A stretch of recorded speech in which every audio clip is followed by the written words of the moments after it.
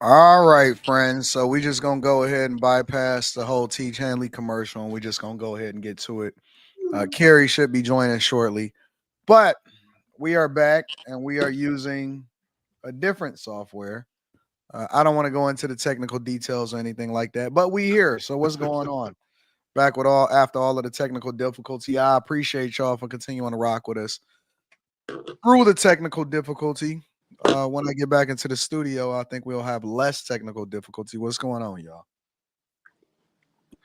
We back. Weird. That's Now what I I got to mean. figure out how I'm gonna use all of it. I'm so used Oh to using yeah, because stuff, you don't but got I'm your good. joint set up. It's cool. It's cool. I ain't worried Wait, about you it. just I thought you had I thought I you just don't. said I'm not gonna go into it. I don't want to do it. I'm gonna just. We just gonna be normal. All right. We just gonna chill. How y'all Gotcha. feeling tonight? Oh yeah, I'm good. I just finished my we're good. food. It's I'm good. Friday. So we waiting on Carrie again, but I don't want to deep dive too heavy into it. I don't want to wait too long.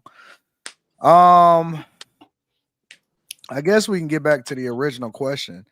Do y'all think that most men, just kind of going into an icebreaker, do y'all think that most men are lonely, whether they're in a relationship or not? Because as we indicated in the report, and I'll present it again if you guys want me to. But as indicated in the report, they're saying that there's a lot of men that are basically operating out of loneliness, and they don't really talk about it, and that is becoming an epidemic, basically. How do y'all feel about that? Maybe that's I can't relate. well. Like Looking I at got, the just, I got friends. I got things I can do that keep me busy. You know what I'm saying? Like, and plus, sometimes I could be a loner myself. So, but I'm not lonely. But like, I don't know. I guess I just don't. I don't really grasp the sentiment. I guess like I don't understand. Like I don't understand. Like I mean, most people like at times you want to be alone anyway. So Well, maybe let me play this video really quickly, just a little bit of it, just to give people back a sentiment of what we was talking about. okay. And this is the video that they were talking about as far as the male loneliness and how guys are basically dealing with male loneliness. All right, so this is kind of what they were talking A about. whole lot more testosterone than the other half of the world. Can y'all hear that? We should enjoy it. Yep. This is Everyman, a guys only weekend getaway in the Berkshires of Massachusetts. how you doing? Good to see you. No drinking, no drugs, no phones. Roughly 50 men placing a premium on authenticity, opening up about struggles men often bury, like loneliness. We can just be raw and real with each other. We met Brad from Idaho. John's from Connecticut. Dan lives in Maine. Have any of you struggled with loneliness? Yeah, I would say I'm struggling with it right now. And what does that loneliness feel like to you? Maybe fragility or insecurity. Does it hit you a lot? It's low level consistent. Loneliness is a poverty of the spirit. What about you? Loneliness an issue? I don't resonate with loneliness as much as I do my need for belonging. Absolutely. I have experienced loneliness in the past. If you weren't working at it, would loneliness come back to bite you? I would be back where I was 2 years ago, which is when I'm home, I'm not present. A lot of these guys, again, they are. Some of them are in relationships, some of them not. But again, this is it's almost painting this picture as though there's an epidemic of loneliness. What do y'all think about that? What is it? I don't understand. Like, what does it look like for a man to be lonely and he's at home? Like I hear women say it all the time. Like I'm married, but I feel like I'm single type shit. But like I don't really. What does that look like? I think it's just not having somebody that they can confide in, they can vent to, because it's one thing to have, I guess be married or be in a relationship, but a lot of people are not friends. A lot of people do not know how to communicate with their partners, or because that's what they call them, their partners and their spouses. So you can be lonely in a relationship But I think as it pertains to men, I think a lot of men are lonely because they don't have anybody they can be expressive with. And then a lot of men too, I find that a lot of men don't want to talk, even when you ask them. Do y'all think that here, let me do this. Have y'all ever experienced loneliness, Quentin and Slimmy? I could say yeah. Back when I first moved from Houston, like to Oklahoma, I didn't really like. I had to get like acclimated with all my peeps and hey, I'm back type of shit. I just remember like I used to get off like at 1:30 in the morning and go to my little cracker box apartment. Mm. And I'm like, this shit fucking lonely as hell. It's just like a little box, like yeah. But I remedied that situation. Stat. Do y'all have a preference of what? All right, let me before I get to that, Slimmy. What about you? Have you ever experienced loneliness? I think it was like I think it was just me playing games in my mind more than anything. I always got family around, and I never felt like they forsaken me or nothing like that. But I don't know, man. I just never felt like alone. Like I just never felt like that. No, like no, I might go through some shit. I might have gone through some things, and I had to talk to somebody about it, and once I vented it, I was cool. Mm. Like so, it's just like it don't. I try not. See, the thing is about me, I try to live stress free. So I ain't gonna let things like, cause stress can kill you. So these dudes, they stressing this lonely shit, man. I don't know, man. Maybe they need to pick up a video game or a sport or a hobby, do something, man. Like I wouldn't stress over I like. think just like listening to you and listening to me, we probably take it for granted the access that we have to other people. Because, dude, I got like 6 cousins, my brother, a stepbrother, and they all Yeah. a phone call away. I got 3 uncles, and they all answer the phone when Quentin calls. So everybody's a phone call away from me. I Maybe, personally maybe. go ahead, Slimmy. Go ahead, Slimmy. Maybe Quentin is right. Maybe I do take that for granted because, but I'm also the same way. I'm very receptive. Somebody could call me I ain't talked to in 20 years, and I don't care about how long it's been. I'm trying to make sure you straight. You know what I'm saying? I'm chopping it up like we never took a break or nothing like that. I don't care about stuff like that, man. Like I'm literally there for people when they call me. You know what I'm saying? Yeah. So I'm open. I don't think everybody is like that, and that kind of closed doors on them. So when you're not open to being a true friend, I think you might miss out on that, and that might lead to loneliness. That could lead to it. I don't know if I've ever felt lonely personally. Like I could be by myself, but that don't necessarily mean that I'm lonely. Like I like all of the different versions of me. Like I like being with a whole lot of people, and then I like being by myself, and I like being, just hanging out one on one, and I like, you know what I'm saying? I like creating by myself and riding in my headphones. I like riding alone. I like riding with people. So I don't know. I think that Quentin might have a little bit of a point in that we might take for granted the amount of people that we have access to, and maybe that is one of the things that feed into it. Like the fact that I can go and be with other people, I have the option to meet. Maybe that is the thing that feeds into the fact that I don't ever, or I've never felt lonely or anything. Like I've never experienced that because again, choosing to be by myself at certain times is much different than being forced to be by yourself. So I try not to, I'm trying to consider what other guys go through, but maybe we do. Maybe we do take for granted the fact that we do have access to be able to do what we want to do when we want to do it. Because it's all between your ears. You know what I mean? Yeah. Like being in jail, like I agree. there's someone taking your freedom away. Like it's all between your ears. You know what I mean?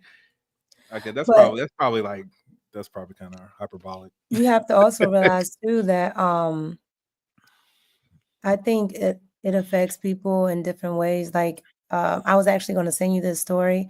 There was a 14-year-old boy that unalived himself, Mhm. and he was lonely, and he felt like some type of some type of bot. I guess they have these bots that can talk to you like they're human beings, and he got into a relationship with one, and That's he crazy. wanted to, yeah, he wanted to be with the bot. So well, it's a it's one of those bots that like it's very human. It's made for that, and he wanted to be with the bot so bad. He asked it a question. He was like, "Well, I want to be where you are. Can I come?" And they were like, "Yeah," and it didn't realize that it was telling them to kill itself. Mm.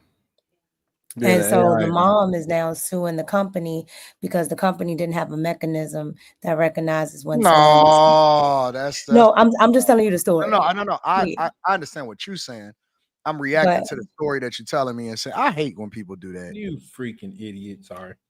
yeah, I hate when but people he sue was the he was company. Get out of lonely. here. But he was lonely, and a lot of these children in this day and age, ever since, and especially since COVID, are lonely. That's how me and Carrie gonna be when we get our Tesla robots. We popping.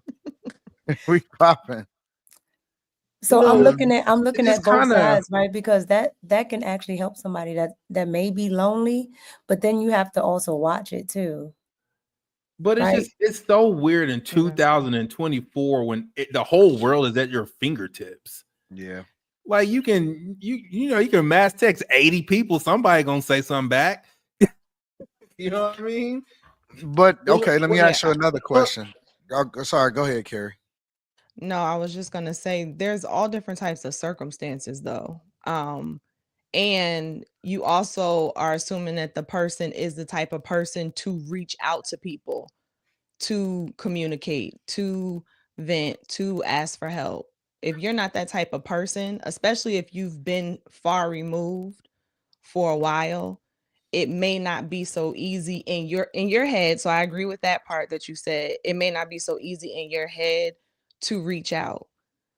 I know for me, moving away from Jersey was a big thing over time when I started to realize that the bulk of who I was talking to were kids. The bulk of the information that I was around was kid-like information. I started to see that not only was I getting lonely, I was also pulling myself further away.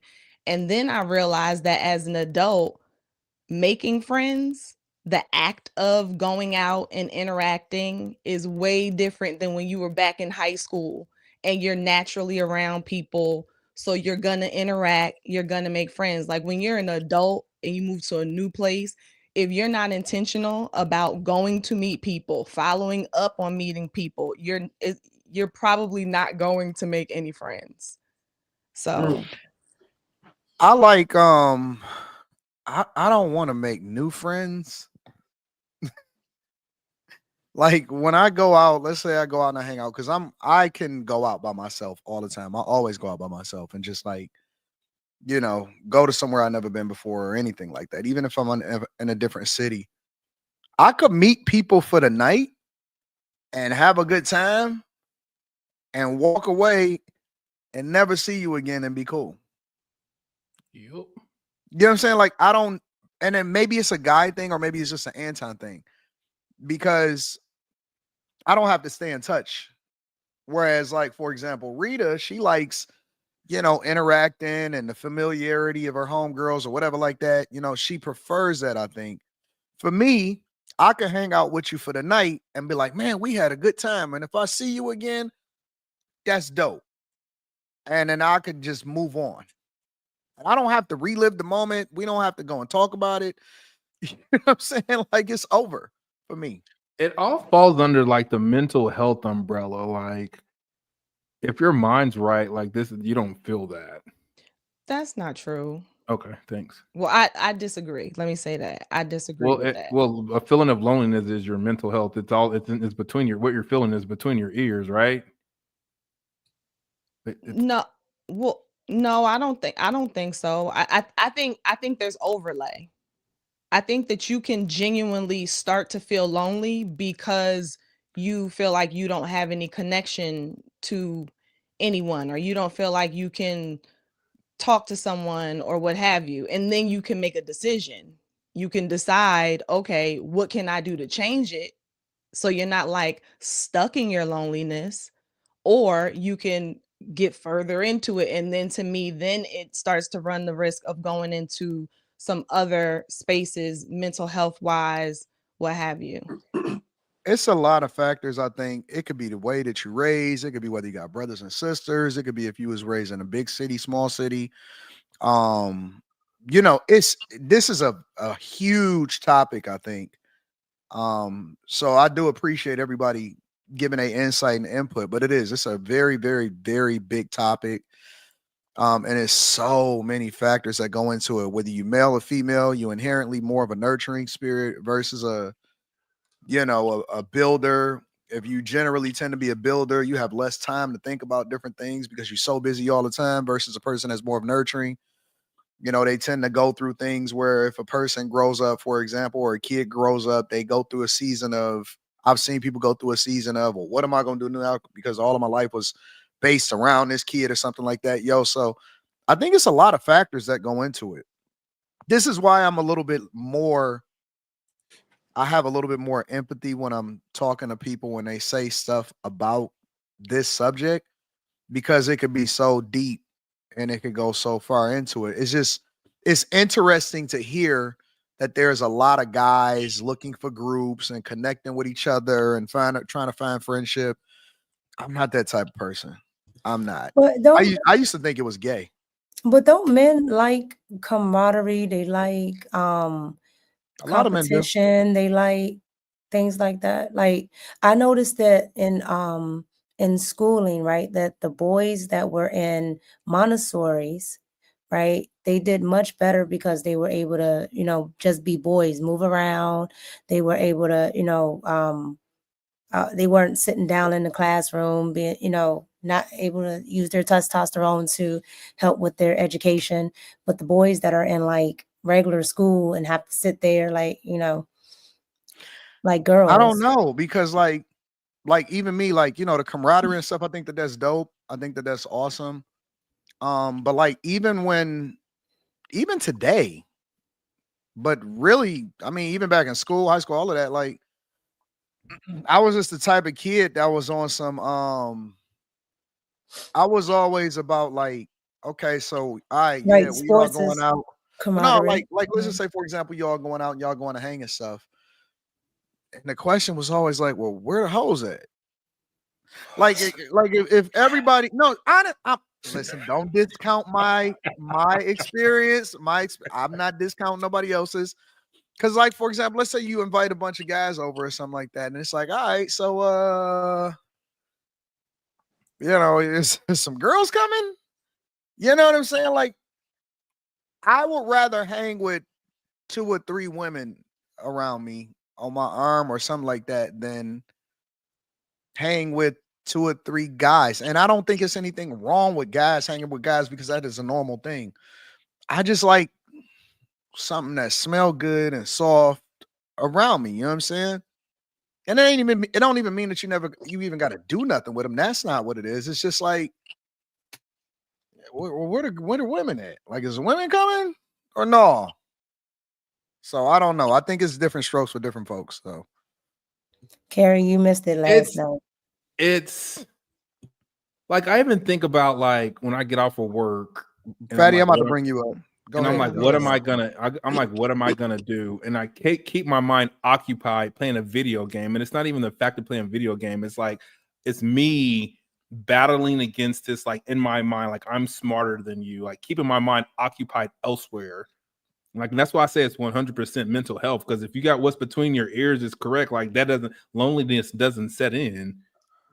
I think the issue with some of those dudes that was, look at them, they're all white. They're What in middle age. what it sounded like is those dudes didn't sound very comfortable with themselves.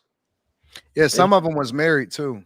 Yeah, they didn't sound very comfortable with themselves. You know what I'm saying? Like when Anton said something like, I'm good being by myself. I'm good riding. Like I feel the exact same way. I'm good. Like, you know, when I'm in my element, when I'm in another element, I'm very comfortable with myself. Those men did not sound comfortable with themselves. They did not. They sounded like they had some underlying issues. That one dude said, I don't. The one dude really struck me. He said, I don't have an issue with loneliness. I have an issue with the sense of belonging. I'm like, dude, like, why you Yeah, he got an did issue? say that. Why you got an issue with the sense of belonging? Fuck everybody else. Do you? What you worried about anybody else for? But humans are social beings, though. 1000%. Okay. That is true too. We are, but it's also like you still gotta do you regardless of who's around you, no matter what. Well, You talking. you gonna die I alone. think that you talking from a sense of confidence though, Slimmy, because you've grown up without having to worry about what other people think. I'm the type of person that can walk down the street with a camera in front of my face and don't see nobody. I don't give a fuck about what nobody talking about. You know what I'm saying? I can stand in the middle of the crowd and think that I'm the only person there because that's the type of confidence that I have. I think that a lot of people also grew up, especially like in high school and grade school and stuff, wanting to be a part of the in crowd, wanting to be, you know what I'm saying? Wanting to have a sense of belonging, looking for that validation. And then you factor in what was probably going on at home, or maybe their parents was never there or something. So it's just, I think it's a lot of factors that may go into it. Yeah, maybe I'm taking that shit for granted then. I mean, I don't know. I don't think you're taking it for granted. I just think that we all got different experiences. It's foreign. It's like if you don't live it, it's kind of foreign to you, and you can't really, you know what I mean? Like in your mind, make sense of it. I get it. What up, Hello, Fatty? What's the word? the fat one. How are you doing, friends? I hope you guys are doing good. Glad you guys just slow motion. This is God telling you to go back on StreamYard, Anton. That type you use that I don't understand. I ain't worried about that. We good. I don't get it. I don't like StreamYard, but I'm with you. I'm with you. Yeah, like the thing that you were saying. Remember on Fight Club when I asked you if this woman were fat, would you enjoy being around them? And you said no. No. I don't mind being around all women. They have to look good. No, that's not true. We're talking about men's mental health and being lonely, not fat bitches. I'm not trying to bust them down. I mean, I don't think it matters. Honestly, I just like being around people. As far as just like socializing and going out, I can stop and kick it with anybody. It don't really matter what you look like on that type of time. No, I know that, but like when a man says, "I like female energy. I like to have women around." If I put 200 pounds on those women, they will change their mind extremely quickly. It's not about the woman. True. That's not true. So you think that men that prefer to hang around with women over men would still prefer them if they actually look terrible? Yes. For me, not men in general. For me. We get here. No, for me, seriously. It's fair assessment that say that we have more fun with our male friends when it comes to they're smarter, they're not far. Sorry, my bad. 4am. They are funnier. Like do we have shit in common? All that, right? I don't see the benefit of hanging around with women if they are not attractive. And I agree with you. We might not even.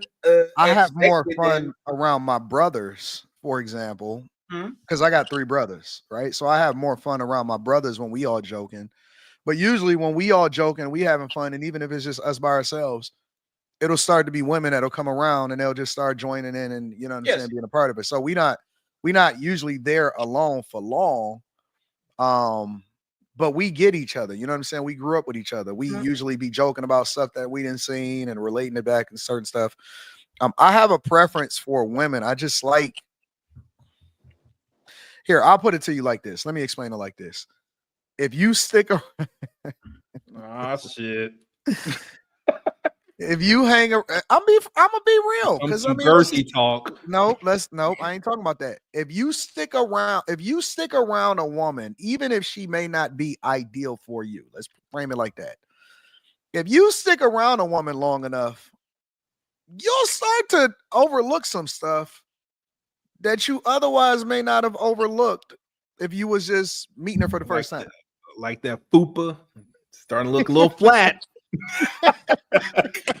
If you stick around a woman long enough, honest to God, and that is the truth. And I don't know if guys have experienced this before. If you Ain't that what your stick dad told around you? women long enough, you will start to like things about her, or you'll notice things about her that you otherwise wouldn't have noticed about her if you had to just looked at her objectively and was just like, do I like you? And I popped a balloon. Boop.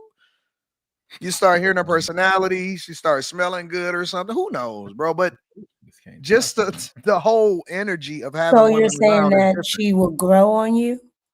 Yes, absolutely, 100%. Well, Didn't your dad say hold don't on, hang around fat women or you start to like them? But Yes, that's exactly what hold my on, father but said. men He said, gave do men not. I got you, Mika. I'm gonna come to you 1 second. My father, it is a fact. And I even called my brother. He gave all of us the same lesson. He said, do not be friends with women that you otherwise would not have talked to because you are going to start compromising. And what happens is when you get into an argument with her, you're going to remember that I wouldn't have never talked to you in the first place. What are you doing here? So that's the truth. That's what my father said. So If that's you're not right. attractive, I don't see no benefit. If you don't look good in my arm, if you don't smell good, if you don't look good, you need to be a stand-up comedian because I don't see no benefit in walking around with you. Yeah, okay. Let there be the end of the world, and she the last woman left in your purview for the next 6 And I will months. be there. You're gonna be busting that thing down. It's the last one. It's like the last cracker on the. You eat this shit. Like, hey man, it's the No, last you're one. gonna enjoy it. That last It's piece of gonna be a- bread, it's the end piece. It's Yes. gonna be a war. It's gonna be You a know war. when you know It's when gonna you be a eat war pizza, over that chick. you know when you eat pizza, you leave the sides there, but you're still hungry. So you're like, oh, Man, listen. Guys in prison fight over other guys in prison. You're I don't not know, going bro. to tell me. No, that's a fact. Men in prison will kill over a man in prison. Yeah. You're not going to tell me that we would be any different with women that are not from Miami.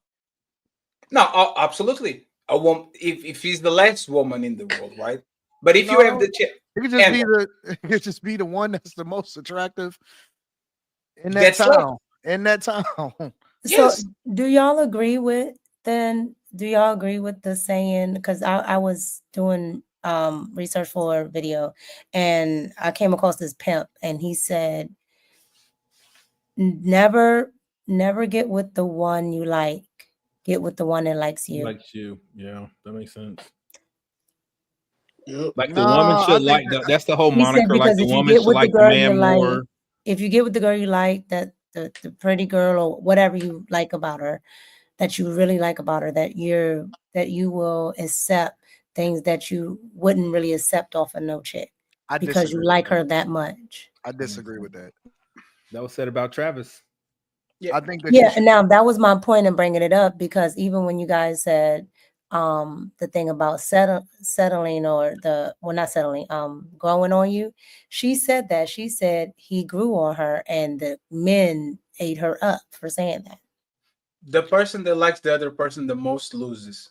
The Nah, I don't relationship think so. of two, the I person don't that think likes so. more the other person usually loses because he's the one that is going to say apologize even though he didn't do It's just a nothing question. wrong. I just be wanting to know what men think. But for the most part, you don't want to be the person that likes more than you are always going to lose if the person knows that you like them more than they like you. No, I think that's a short-sighted mindset. I think that comes from people that are just always dating around. When you around people that genuinely likes you and they like you back, there is no equalization of who likes who more, honestly.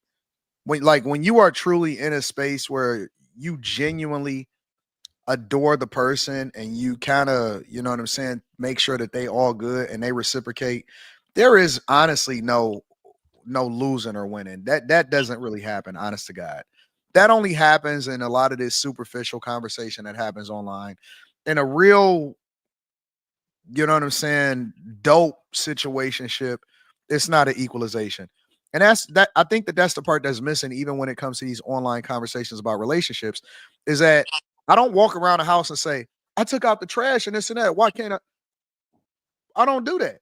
She do what she do, and she might be, you know what I'm saying, cleaning up the bathroom, and then I might come in and help, and I might clean up the downstairs bathroom because, you know what I'm saying, that's the one that I've been around the most because that may be where the office is. Like there is no, I mean, there's traditional roles, but it's not as strict and as strenuous as they try to make it out online. And when you have a conversations about who like who more, I think that happens in situations where y'all not supposed to be together in the first place, because there is no true equalization.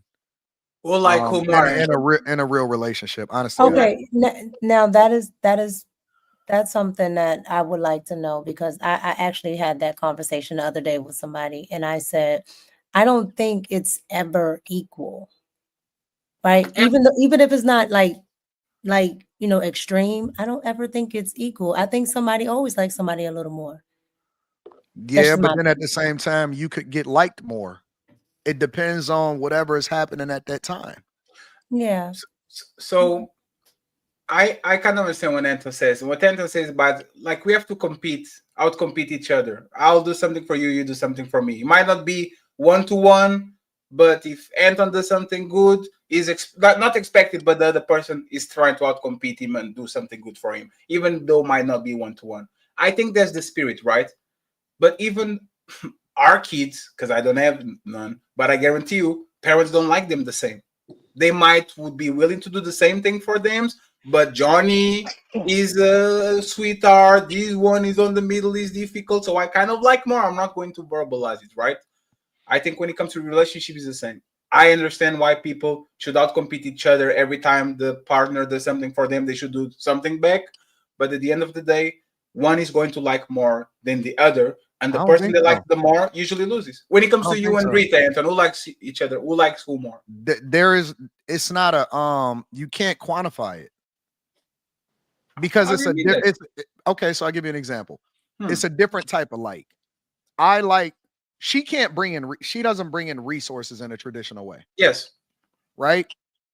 But I may take her shopping because I want to see her happy. And she may cook in the morning before I leave without me asking, because she want to see me happy.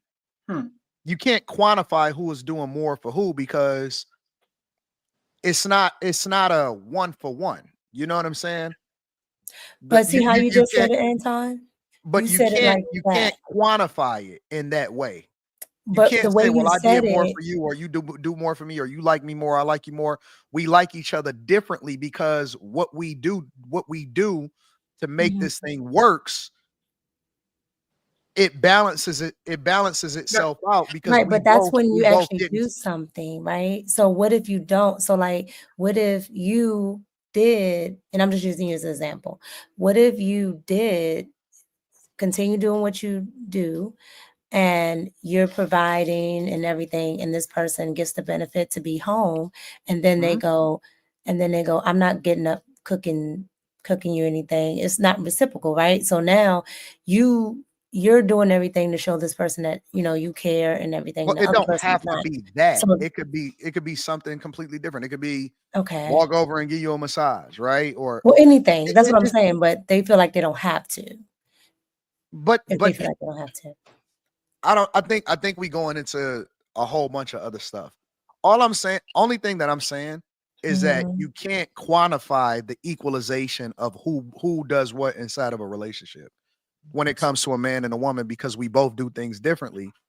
But the way that it's valued by the world, as far as on the outside looking in, may be a comparison, but that's not how you operate within a real relationship in order to be successful. So you'll never be able to say, oh, I like her more, or she likes me more. You can't do that. You put yourself in a position where your woman can compete with you, right? For example, how? Outdoing things for, like, you're going to do things that are out of and for her, just for the money standpoint alone, because you are going to provide things that she could never provide from a financial perspective. Yeah. Yeah. Okay. So that's kind of fair, right? But about feelings, for example, you will never outlove a dog. A dog will love you way more than you ever could love that dog. The cat, on the other end, you probably love way more that cat than the cat loves you, right? What we're asking is on a balance of we don't have a measurable quote, but who likes who more? If you had to say who likes who more, does Fatty likes his daddy more, or daddy likes Fatty more? Like which one likes him more? I, for example, guarantee you, my mom, like I love my mom more than she loves my dad. I No, guarantee you, my that's dad loves my not mom more true. than she like there's certain, I don't know, just using an example, right? You don't know in your relationship like who likes you the most, like who likes each other the most, like you don't know. No, it's not. You can't do that.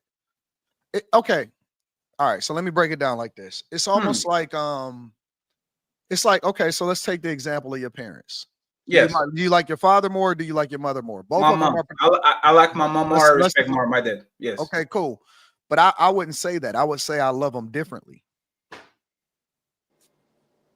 I love them different because the thing that I value from my mom at different points in my life is completely different than the thing that I value from my dad, because my mom, like for example, I may value my mother as a nurturer more, but I may value the lessons that my father gave me as a man more in that sense. Yes. You see what I'm saying? So again, I don't think that you can't quantify it in a lot of instances. The problem with relationships, honestly, and this is what I see online, is that it's a versus. It's a versus. Is who are you and what can you do for me versus who are you and what you. That's why it's important to be equally yoked, because it's not a competition. It's more of how can we benefit from adding value into each other's lives because we're stronger together than we are apart. It's not a who lose. Nobody loses when we both benefit. So when you said, whoever who likes the other person more loses, Yes. how can you lose if this person is for me? This person is adding value to my life. They're adding more value to my life than had they not been here. And so when you find the right people, and that goes for your team, that goes for the people that you stream with, that goes for the people that you work with. If people are adding value to you, it's a win-win for everybody, and it's not something that I count or quantify. Oh, absolutely. But that's the Travis Hunter situation. He clearly loves her way more than she loves him back. So True. it creates this unbalanced relationship where the person that loves more capitulates more, does things that they don't want to do, does things that they're supposed to do, while the other person can refrain from doing it because this man is That's trapped not on usually my what finger, happens. so I don't have to do it. Most That's relationships not are like that, Anton. that's not what happens in a loving relationship. You don't have a person that's not doing. Everybody does. But most When we relationships, go to Thanksgiving dinner, right, or we go to Christmas dinner, nobody is counting to see is they doing more or is they doing the dishes. Everybody just do stuff to help each other, and nobody is counting or nobody is qualifying who is adding more value at that time. Everybody is just cooking dinner. She goes over there and she grabs the trash, and he picks up the broom and he sweeps up behind her and all of that. Nobody counts. Everybody is just having a good time because the faster that the more that we are together, the more fun that we have, and we all just enjoy each other. So the moral of the story is, if you're not keeping score, you might have a good relationship. Absolutely. It's about feelings. Feelings matter. You know when women get into trouble? When they like a man way more than they like the man like them back. That's when they get into big trouble because they want his validation. She wants him to do certain things. Now she's pursuing the guy that doesn't care about her, so she's losing, and she will lose as long as that man doesn't change his mindset and actually starts loving him back. The game starts when the person that you love starts loving you the same way back. The game starts when you start to think that it's a game. It is a game. It's not. Oh, it's not the game. It's not a game. You can call it relationship. You can call is a balancing game. Sometimes you give, the sometimes you problem. get. I think that the problem starts in relationships, and we can get into that because that's a part of this conversation. I was going to go into what Bow Wow says, so I'll share that in a minute. I think that the problem starts is when you start to get into a competitive process and you start to think that it's a game. Real talk. So, just to wrap it up, I actually believe that relationships should be competition. And that's Straight up. and that's where you'll start to lose. I think a relationship should be competition, even a competition of friendship, or even a relationship of friendship. I'm going to pay this bill. Next time you see me, you're going to pay this bill. I'm going to take you this place. Next time you're going to cook nice for me. A relationship should be two people competing to outserve each other. I do something nice for you, and because I do something nice for you, on the next day you are going to try to treat me not on the same way, but actually be grateful and give the favor back. It would be beautiful if man and woman actually live like that. I outcompete I to observe you. disagree because I don't then you trying to qualify it. I don't think about the things that I do. I just do it. You just do. She don't think about the things that she do. She just do it. You are looking at it on a malicious way. I'm talking about on a positive way. Every time a friend does something nice for me, I'm trying to do something nice for him. When you keep in score, it's not going to be positive for long. You're trying to like when you're keeping score, I don't think that it's going to be positive for long. It's going to turn into it's going to start to slowly devolve into I do all of this for you and I can't believe, or man, that's human. Yeah, that's human nature. It's going to, when you start to turn it into a competition, it's going to devolve into being problematic because the value that she brings into you, and she's not going to be able to understand why you don't show the same type of love and affection because she showed this love and affection, but then him on the other hand, he feel like his love and affection is the fact that he go out to work every day and the lights is cutting on. When you start getting into that competition shit in your household, you're gonna lose 10 times out of 10. But because you are looking at a negative. But Fatty, even with friends, right? Like, okay, Anton can probably, Anton can buy me a gift every day, right? And I can't. I can, but I can't to the degree that he can. You get what I'm saying? But is it not the same if I'm out in Mexico and I know Anton likes cigars? And she does. Every time she goes somewhere, she'll just send me You get what I'm something. saying? It's not as expensive. It's not as much, but it's still something. But see, let me say something like this. When you get to a certain point with your friends, like you don't keep score. Like I don't pay for stuff when people are out with us to say, look at me, I paid for stuff. Matter of fact, most of my friends, we don't even know who paid for it. It just gets paid for. But we do that because we want to remove the burden from everybody to think about the bill. We just are doing it because the goal is to make sure that everybody has fun. You see what I'm saying? So, absolutely. So in that situation, it's not about who can do what for what. We just all doing for each other, understanding that we all value each other, and the goal is just for us to all have fun. We are around people that value people. We may be at different socioeconomic statuses, but at the same time, this person may be very, very thoughtful in making sure that certain things is set up for us. And when we go take care of business and we get back, everything is set up so that we can just go and have, you see what I'm saying? So it's not a keep and count thing. Is that my value that I bring may be different than yours, but it doesn't diminish the value that you bring into it just because it may not necessarily be tied to resources. Absolutely. But I didn't say to keep count. I tell this story all the time, right? Ain't that what a competition is?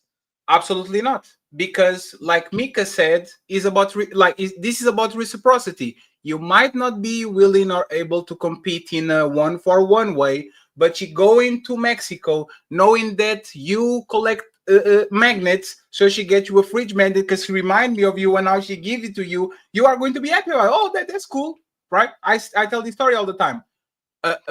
Once upon a time, I took a girl to a date very far away from my house. I paid for everything, put gas, went to the movies, ate well, all that.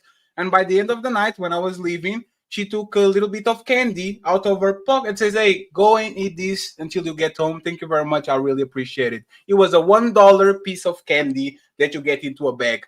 Just the gesture actually makes me that she cares about me. She was thoughtful. She knew that it was long drive home. So she actually had something for me to just eat while I was home. It's not about the one-on-one competition. It's about you being grateful, you loving reciprocity, and even if you can compete with the person in front of you, if they do something nice to you, even if you can do a little bit of that, you do nice things to them back. I think that's beautiful, to be honest, in a friendship or in a relationship. I think they have no problem with that if you look at it in a positive way, instead of I'm the man, no, I'm the man, no, I'm him, no, I'm her. That's when actually I agree with you. But if it's on a positive way, I don't see no problem with that. I actually think that's beautiful. That's cool. That's what's up. All right. Anybody else got any other thoughts before we move over into the next conversation? Carrie, I seen your head spinning over there. You did not see my head spinning.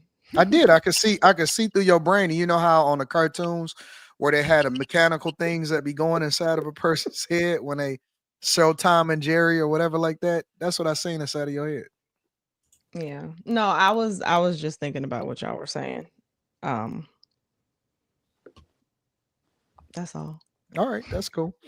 All right, let me read some of the super chats and then we'll move over to the next thing.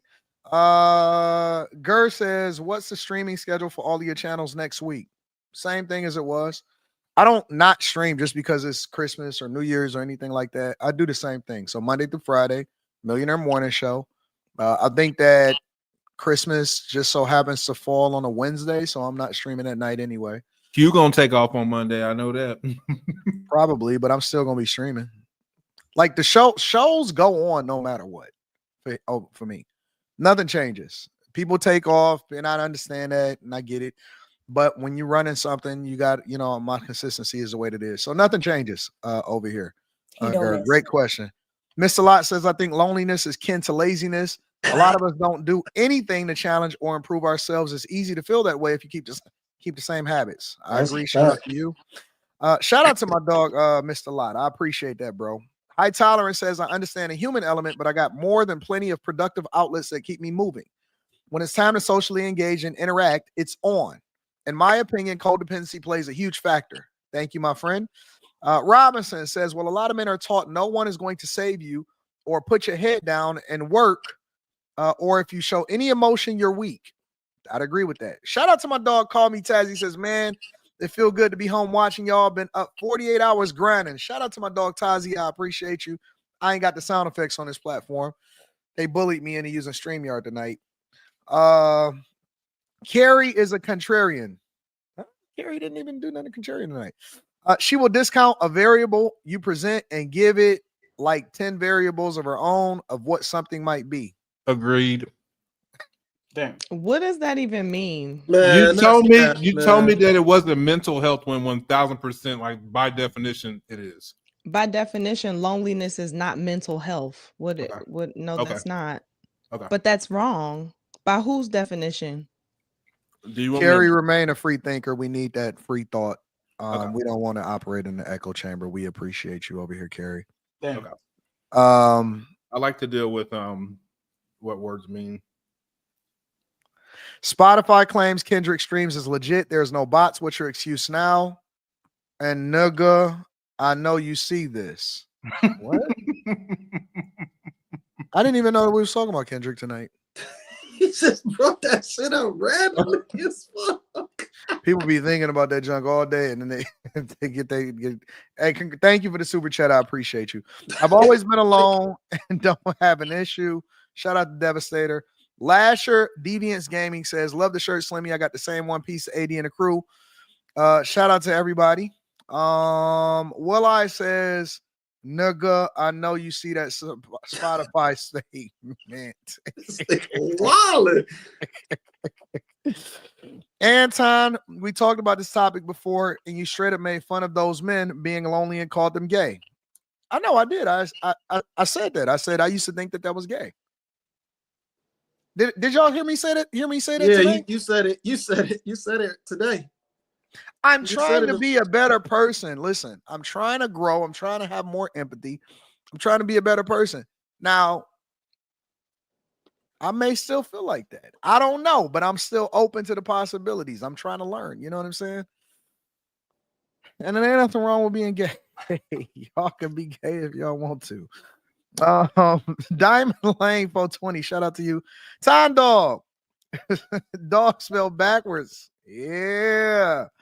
But it's already lit in here. To you, Fatty, the ladies and the gentlemen of the panel, the respectful, beautiful ladies in the chat, keep doing God's work. Shout out to you, Diamond. Civlap says, what's with all of the like statements you get with one you like and make her love you? Competition in a relationship will destroy the joy, says Robinson. King P says the post about Travis Hunter's fiance under Anthony Edwards' IG was fake. It was NBA Centel on X Troll, and Quentin probably knows about that page. Yeah, I know about that page. So that was fake. They made her look bad because of that. Oh, that was savage. That front butt might start looking like a Wagoneer after a while. Oh. Says A.R. Smith. Mika, read this, please. ILBN sin. I don't know what that means. Fatty, read that. It's whatever your language. El bien similar a quién. What does that mean? I know the last part is without looking at somebody. Ah, shit. El bien, like this is a saying. I can translate it literally. So I don't know. I'm sorry, Michael. Mika, are we Yeah. Where did Mika go? Oh, she removed herself. Don't worry about it. Mika know what to say. She feels offended. Is there a grown man with a bonnet on his head? Crazy work, says the real millennial coming soon. Messi, what up to my girl Messi? Says Fatty, lose the bonnet. And Call Me Tazzy says, shout out to my dog call Me Tazzy. He's been holding me down all month. Men and women are different and contribute different things in a relationship. I think the problem in question arises when a man or a woman picks someone that doesn't align with them. Don't try to equalize men and women. I agree with that 100%. I need to read something. All right. Shout out to everybody from the super chats. I appreciate y'all. Go ahead, Quentin. What you need to read? Mental health refers to a person's emotional, psychological, and social well-being. All right. I feel you. I'll leave it at that. If you can't lump loneliness in there, then you should leave it at that, because that doesn't say that doesn't prove what you said was true. Okay. Keep digging though. Nope, I'm fine where that is. All right, so we're gonna go ahead and keep it moving throughout the show. I want to share what Wow said about this whole Anthony Edwards situation. He said fiancés don't move like that. Let me go ahead and give y'all the whole 9 yards on that one, and then we can go from there. All right. This is what Bao had to say about the situation. Travy. Check this out, man. It's coming from your boy Bow Weezy, right? I never met you, don't know you, know nothing. But I will say this, because I've been watching from afar. I'm not the type of jumping people business, but I was once young, about to make a lot of money, and I know how this shit go. So I need you to hear me out. Number one, I don't want you feeling as though everybody jumping down your back or cats is hating. That's that young mentality. I want you to look at this like this, care about you. And especially in our community and in this industry, not a lot of brothers get the opportunity like you about to get. You know what I mean? You about to get the biggest check in your life. You about to go to the NFL. And all we are doing is waking you up, young brother. Because if you don't see what the f is going on, gang, if we didn't give a f, we'll let you crash out. But from one player to the next, hey, man, I ain't gonna tell you what to do, but I want you to open up your eyes, man. There's no reason why she commenting on another page, an NBA with heart eyes and the mother money tongue out. That's your fiance. Wake up, young brother. Fiancés don't move like that. I ain't never had one of my motherfucking girls ever lay next to me in the same crib as me under another page, leaving heart eyes with the money tongue out. Total violation. That bitch would have been packing up her shit and getting the fuck out of my crib that day. I don't play that shit. You out. And it's like you so caught up in being in love with this motherfucker, bro. I don't even think this woman really love you like that, bro. You gotta watch the signs, man. That woman said you wasn't even her type. If a woman tell me she not my type but end up with me, then what's keeping you here? Be sure to like, comment, and subscribe. What's keeping you here then? If I'm not your type, that means you going off look. So what the fuck you here? You gotta ask, but you young though. But you gotta ask yourself some questions. We not coming down on you, brother. We trying to wake you up. You know what I'm saying? Before this motherfucker end up. Last but not least, young brother, I want you to live your life, man. You're young, man. I don't even think you're 24 yet. Do you know how much women are about to be thrown your way? Boy, you the Heisman Trophy Award winner. Can't no nigga give you no advice better than me because I was young with the bag and I'm still here doing it, navigating through this whole shit. And I'm telling you from first-hand experience, brother, it's about to be so many women about to throw that thing your way, you ain't gonna be able to turn it down. So all it's gonna do is just lead to frustration and all type of bullshit in your household anyway. Young brother, snatch that ring back, get focused on what's important. It's hard to build your shit when you got a broad with you. That's, bro, you in the media more for the broad than you is for the winning the Heisman. Can't hear you. So that's Bow's assessment, trying to give Travis Hunter some advice. Thoughts? Anybody? I think he probably needs to read the room better, because if he's seen anything what Travis said and he listened to what you just said, all Travis heard was his girlfriend is a bitch, a hoe, a motherfucker, and a broad. That's all he heard. He didn't hear nothing else. Yeah, I think Bow Wow, from experience, technically he can speak on it. Bow Wow, from experience, technically he should shut the fuck up. Like he always just do too much to me. Like it's just always, it's gonna always come across as doing too much. Maybe it's because he's little. I don't know, man. I don't know what it is, but it's always off-putting when he makes definitive statements to me. I don't know why, man. He just always seems like somebody that does too much. And to me, Bow. Yeah. And to me, like when he was calling her bitches and bras, like Quentin was right. Like, I gotta agree. Like, he not gonna hear nothing that you just fucking said, because you just called his girl out his name. Stop spamming the chat, dog. Like, but yeah. If anybody spam the chat, just time them out for a minute just to clear it out. Don't delete them. Don't do none of that. Just time them out for a second. Don't spam the chat, y'all. Go ahead, Clemmy. But yeah, like Quinn's right, man. Like I think that's all I gotta say. Like, but Bow Wow, man, like he's a young dude. He was a young dude with a whole bunch of money and a whole bunch of women around him.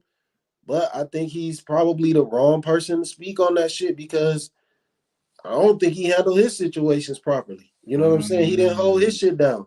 So he might not necessarily be the right dude to speak on that shit. Like, just being honest, because he got women that he was, he got kids with, and I think we all know that Future is like, they got the same baby mama, so it's like you can't really tell nobody about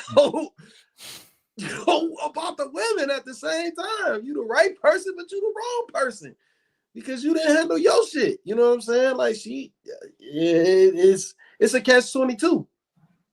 It's a That's a catch-22. fair assessment. What was you about to say, Carrie? I was gonna say, and I think that he's giving him advice for the wrong outcome. I don't think Travis's goal is the outcome that Bow Wow is giving him advice for. So like when he's like, we're just trying to open you up, and open me up to what? To seeing that I don't need to be wasting my time with her, because there's going to be plenty of girls that I can be sleeping with. Like what are y'all opening me up to? And what's my end result going the way that you're telling me? It seems like Travis I mean, I can't speak for him, but he clearly values marriage. If he's already proposed to this girl, he's been with her for 5 years. Like, clearly he has value in long-term relationship, just being with one person. So I think wrong advice for what he's trying to do. Fatty? Yeah. Bow Wow is always going to be a lame. Like, he can't help himself. Every time he opens his mouth, he's like, And what he actually showed here is there's two type of people giving advice. One type of people is actually to help the person. Another one is to insert himself into the conversation. Everything he said was about Bow Wow, had nothing to do with the kid. Because it's his point of view. You're going to get more holes, and he's talking about himself. And the funny part is, if you want to give advice to somebody, you have to make sure that you don't lose him in the middle of the speech. Why he's calling these woman bitches and all that? Like, he's not going to listen. And especially, and this is the problem with a lot of preachers, right? They have 9 pieces of good information, and they have 1 piece of this bad information that literally brings everything down. That tweet about him liking is fake. The girl Anthony Edwards stuff. And now that you're starting your premise on that tweet, because I know it's fake, you lose me for the rest of the conversation because I think you're just being a dumbass. I agree 100% with everything that all of y'all saying. Y'all are on point on this one. This man is 20 years older than when he got on and still talking like a kid. Like, can communicate, like people that are 30 and up talking with kids that are 30 down, they need to make sure that their message passes through in a way that the people can digest, because our stomach is a little bit more rough now. We can digest a lot of things that we couldn't. This kid probably can digest nothing. So you need to like chew a little bit and put it on like the birds do. Like the mama bird, she chews and she put it on the mouth of the kid. He didn't do that. He didn't do that. He just want to show. Bow Wow is irrelevant at this point. He wanted to insert himself on the conversation. Congratulations, he did. Still a dumbass, still lame, still corny. Nothing changed. Mika, what's your thoughts on this? I don't know if you had heard what he had said, because I know you had stepped away for a second. I didn't, but just knowing Bow Wow, I would just meet people where they're at. Right, the guy, the young guy, because he's not a boy. He likes this woman, and obviously, unless you have something concrete, and maybe even if you have something concrete, he's over the hills for this woman. So the best you can do is just meet him where he is and give him advice. But on the other hand, Bow Wow has experience, I guess, with baby mama hoes. So he's talking from himself. That's what it seems like. He's talking from himself, and he's talking from being a young guy that had women at a very, very, very, very young age, from what he says. So I guess he has experience in that, but the way he's attacking it, it's very toxic, and it's coming from what people say on the internet versus talking to the young man like a gentleman and talking to him and his experiences. Yeah, that's what I got from it. I agree with all of y'all. My biggest takeaway when I was listening to Bow, the first thing, Fatty was right. The first thing that I was listening to was, okay, so you got the information wrong, because she didn't even like it. Like, that wasn't, like, it kind of disqualified everything that he said after that. That's number one. But number two, I agree with Kerry, because what are you trying to open him up to? Everybody is not a player. Everybody is not hood. Everybody is not going to be in the streets of Miami. Some people just want to live a quiet life, or some people just want to be a little bit more intelligent, or they want to brand themselves a little bit differently and all of that. My advice to Travis Hunter is just to protect yourself. That is my biggest piece of advice, man. I don't care whether you rocking out with this chick. He gonna be with her, or maybe he gonna be with a one that's just like whatever, right? And that's the kind of the conversation I was having the other day when I was saying that, once you become a Travis Hunter and you get this level of visibility, what girl isn't going to be opportunistic as far as seeing you as a possible come up? And they may still like you too. But my biggest thing to Travis Hunter ain't even got nothing to do with her. I don't care about her. They're young. They're going to make mistakes. They're going to figure it out. They got life, whatever. The biggest conversation that I think needs to be had, as long as he is doing what he needs to do to protect himself, to make sure that he don't have to give up half of his future earnings, man, do what you want to do. I don't care. And my other piece of advice to him would be, don't live somebody else's life. Like, you don't have to go down the same path as Bow. You know what I'm saying? Like, I'm not really sure if Bow Wow has experience, like he said, but that doesn't necessarily mean that you want to end up in the same space as him per se. Maybe you got a different vision for your life, right? Or maybe that vision is going to change later on. But the biggest thing is protect yourself. That's my main thing, is just to make sure that you got a solid legal team and that you are not setting yourself up for failure. Other than that, man, ain't nobody listening to what Bob was saying, bro. Yeah, I think he started the conversation off wrong when he introduced himself as Bow Weezy. Should have just said Shad Your Moss. real government like issue we don't know name, who my we nigga. looking at. Like we don't know who we looking at. My was name like, is yeah, Trevor. Man,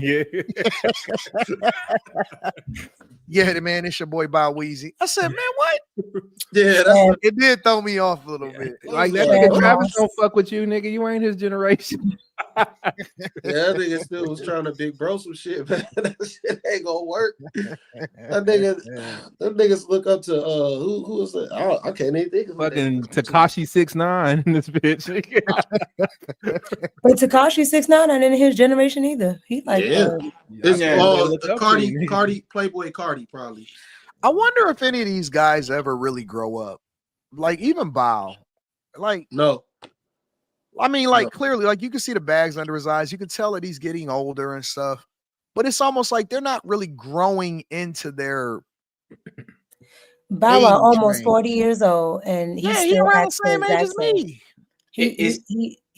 He's like 38, something like that, and he acts the same way he acted 10 years ago. It's difficult for people like that because they didn't have a childhood. They've been insulated for 30 years. Like He's this man probably is 38, 39, something like that. He's been a 37. star since he was 12? Actually, earlier than that. Like Mike, you look way younger than that. Young, very young. Mm-hmm. Yes. So like these people are Peter Pan. They are young forever because they never had a childhood. So they are Peter Pan. They are going to be young forever. Always have a young mentality, and unfortunately, they have to crash and burn heavily for them to actually There are understand people what that didn't have a childhood either that did just fine. But they still are on that little rhythm, right? They always were. Like for example, if you take like a Justin Timberlake, for example, Mm-hmm. he grew up in the spotlight. He grew up a Disney kid. He grew up. He was Justin in Bieber's sync. probably more close to his age. Wasn't he an alcoholic, Anton? Was like a couple of months ago. That's grown nigga shit being an alcoholic. What you mean? No, I didn't hear nothing. I didn't hear anything about him being a couple I don't of know anything months about ago, that. he got into a DUI accident, and he literally had to go. Oh, are you talking about drunk DUI? No. He literally said he had a problem with alcohol, and he like I think the deal was he went to a clinic or something like that. I read the statement. They said that they made him do that as a part of his, a part of his agreement. You know how they make you do an agreement and then they make you give a statement and all of that stuff like that. So, I mean, but as far as he seems like an adult, is what I'm saying. Like, they all make mistakes and but they do that's the dumb thing. stuff. He's But the he seems like you don't look at Justin Timberlake as like the NSYNC Justin Timberlake. I look at Bow Wow as like a kid mentality. You know what I'm saying? No, Like, that's fair. But it's the cosplay of being a grown up. Look at Britney Spears. Look at Michael Jackson. Look at Justin Bieber. Look at the Will Smith kids. It's people. All of them are kind of like there's something. I agree. I'm not saying that it doesn't happen. I'm saying that there are some people that dodge it and they step into an adult phase. But hold on. But even though I think it is in the same realm, but it's different also too, because you got to remember, being thrown into that child stardom affects people in different ways. Macaulay Culkin talked about it. I agree. So it affects people in different ways. And you got to remember, you're forced to be on a set sometimes when you just want to be a kid, right? So Bow Wow don't listen. But I don't see Bow Wow as that. Let me tell you something. What I see from Bow, and I hate even calling him Bow. I'm trying to give him more of a grown up. What I see from Bow, because I What don't want is to his call him real name? Bow. What is his real name? by his name, Chad Moss. Chaz Moss. Let Mr. Moss. me tell you what I hear from Mr. Moss. From Shad. His I name- see people His name wanting is Shad Gregory Moss. I Yeah, see I people want y'all wanting Mr. Moss to actually be regular. Like you don't have to say, let me tell you something, young blood. Like you don't have to say, you could just be. People want. He's intentionally stepping out of his regular self to be something that he thinks everybody wants him to be, from my perspective, that we don't care about. Like we don't care about Bow Weezy Basheezy. We don't. We. But you know just how talk some regular- celebrities can be regular and can be a celebrity at the same time? I think Yeah. that being He's a not regular that. is being a celebrity. He's always extra. Isn't he the guy that was caught on a commercial plane pretending that he was flying private or something That like was that? a long time ago. Uh, That was that- a that- long that- time ago. That was a long he's- time ago. He's just immature, and that's the thing. No grown person and does his that. surroundings still support that. Like, Yeah, but that his- is the keeping up with the Joneses thing. But there's like people actually grown ups that retain. Michael Jackson to me is the utmost. He's the personification of. He was a kid. The way he Michael talked, the way he Jackson, molded, he never you grew can't use up. Michael. You can't use Michael. Oh, he was on the He's Jackson been 5 performing as a since he was 6-year-old. like 8. So But y'all that's can't use Michael because Michael was the biggest pop star in history. He still was a Like, kid. But my point is that Michael been insulated from life. Like Michael was not able to walk outside since he stepped on the scene and ever live a regular life. Bow Wow will be fine. You know what I'm saying? Like he gonna Yeah. Bow Wow, hold on, but Bow Wow, but I will say this: Bow Wow has been in that element though, because his Bow is family. gonna be I think just isn't like fine. Snoop his family member or something like that. Ain't nobody So- tripping on Bow. No, that's not his real. That's not his real uncle. Isn't Bow, the Bow he just got is the shipped type off of to him. person. Let me tell you what the What? difference is. Michael Jackson in no way, shape, or form could step foot anywhere without anything going That's fact. bananas, without But he's worse everything than Bow shutting Wow. down. But he was Bow worse than Wow Bow Wow. is the type of person to go to the game and to be making a scene on the side to make sure that, you know what I'm saying? Like, No. he's that type of person. So Bow is like, you know, when Stephanie Smith walks into the basketball court and he's walking like he's the main star, everybody's there to watch him. That's kind of what I think Bow Wow is, right? Nobody's here to see him. But want it wasn't. everybody It to wasn't a know, yeah. comparison. It wasn't a comparison, though. It was to say. It was to say, to Carrie's point, that that's the environment that he's in, meaning that everybody in that environment supports him being like that. I'm saying he's been around that since he was 5, You don't think that and so he thinks that he's old this, enough you and know, celebrity. situationally aware? No, he still is a celebrity. I'm not taking that away from him. He was the man. No. Anytime You you don't can go think sit that down he's and eat, and situationally nobody asks you aware for an enough? order. Listen, I have I'm no Bow. I mean Shad. Let me revise that, right? I'm no Shad, but I do okay in my little lane, in my little city, right? I am realistic. I am a normal, everyday person. You know what I'm saying? Like, at the end of the day, yeah, I may be a little bit better from a financial perspective, or have a little bit more visibility, but I put my pants on one leg at a time like everybody else. You know what I'm saying? Like, I ain't nobody disillusioned. I am very much normal. Just I would be an idiot, a complete idiot, to just think that I'm even on a level of Michael Jackson, like, oh, the whole world revolves around me when I step outside. That's I am situationally aware enough to know that when people come up to me and say, "What up, Doe?" and what up, family? I appreciate you. I show appreciation because they didn't have to do that. I don't look at it like, oh man, I'm the man now. No, I'm thankful that anybody is even willing to say something to me in the first place and say that I did anything. I never expected to be here. So I move with a level of humility in real life to where I'm never thinking that I'm just that. You come on, he human like everybody else. He's I've human like never everybody had else. a Bow Wow poster. He has to know that nobody is tripping that hard. And even his fans, when they grew up from the 106 and Park days, they are 20 years older than they were when they was discovering him. They don't have the same enthusiasm. But it's different then because you had the chance to grow up into an anonymous citizen into somebody that is actually a public figure, right? Correct. And then there's the A to Z. Are you Tom Cruise or you are a YouTuber with thousands? Like you probably have the A, B, C. Like you are going up there, right? They never had the chance. It's like you growing up and going from no phone to smartphone, and these kids that actually are born with a tablet on their hands. There's a level of awareness that they are never going to get because you actually grew up into it. They were born into it.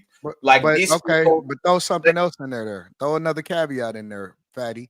Because all of these people wasn't just like hot the whole time that they've been a celebrity or they've been visible, have visibility. They've been cold too. So they know the other side of it where nobody was really checking for them at the time. And then huh? Bow Wow was probably ever like surrounded with yes men since the moment that he was young. That's why he was. That's why he got caught up posting that fake jet. No, but that's the point. Yeah, he's keeping up with the Joneses. But remember, Bow Wow was engaged with Erica Mena. Yeah, Sierra. Like his life is actually a fraction of I get the woman, I get the fame, I get the money. People look at me as such and such and such. If he's going to actually graduate or mature into somebody, is now that nobody kind of checking for him. Like on But these you want to 30s know and something? 40s. That But it only was seems to always. be in hip hop culture because I see plenty.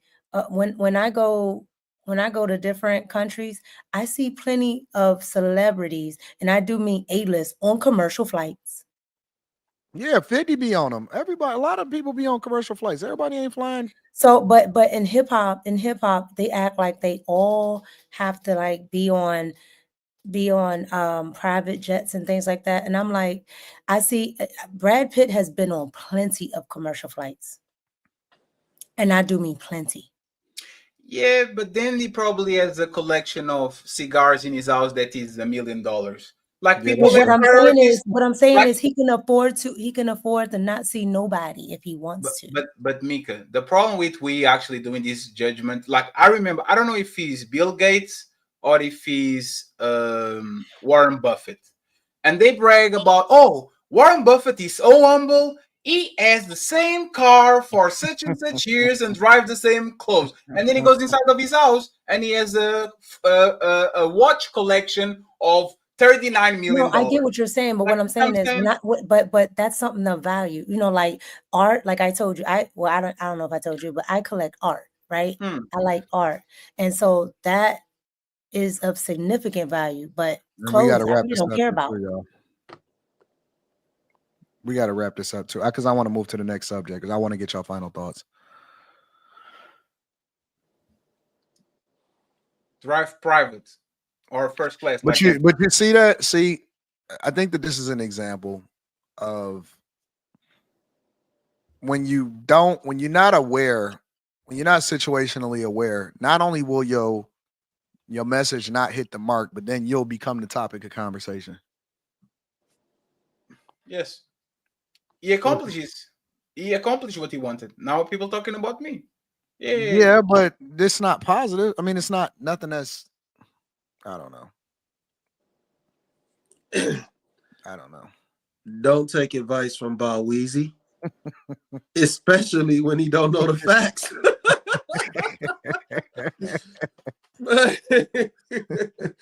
He was wild. He went on the whole tangent about some shit from NBA Centel. Like that's crazy, man. Like maybe he was new to that account, or maybe somebody just sold him. Who knows? Yeah, he was just going based off the hype. You know what I'm saying? Nobody knew if that was official or not. He was trying to get in the algorithm. That's when has Bow ever taken good advice? Like, I don't know. No, he can't. I mean, never mind. See, I hate to talk about it because this dude is from my state, man. So it's just so hard. Shout out to Ohio. Yeah, it's yeah, man. Shout out to former rappers. I just think I think he just doesn't learn, man. He just don't learn. He don't understand. Like this had nothing to do with him. He should have just sat back, man. He should have just sat back. Like It will be a Law and Order in 3 years, and he'll be good to go. It's fine. Law and Order is a play. That's the move right there. If Hell you yeah, can get he on like- there like Ice-T and get your $200,000 a show, you set. You good. All right. Let me read some of these super chats and then we'll move on. DC King in the building says CGA's free agent lifestyle book that entails on men's loneliness. A lot of it has to do with men not having their own hobbies, idol worship of women, and low testosterone levels. Shout out to you, DC King. Anton already put the tip in. Oh, God. Oh, God. On growing up hip hop, them hoes used to be running. Bow wow.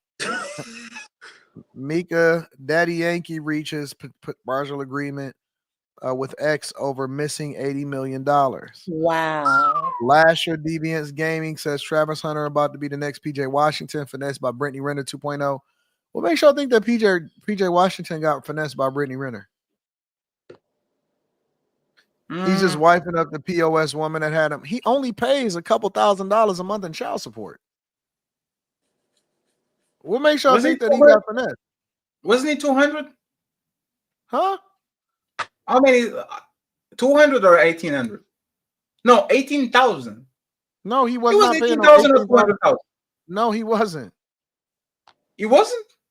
No, he was paying like $2,000 a month or something like that. 1,800 to That's $2,000 a not month. that's not possible, Anton. It is possible. $2,000? Man, she was not getting a whole lot of money from him from PJ Washington. What are y'all on? I think it was 18,000 if I remember correctly. No, what I talked to her in real life. Damn. Does she have a fat ass in person? Yes. Nah, don't answer that. Just leave it alone. I'm just curious. I'll interview her one day, Anton, when I'm famous. Don't worry about it. Don't Now spoil you're gonna have to interview the Muslim version of her now. I don't.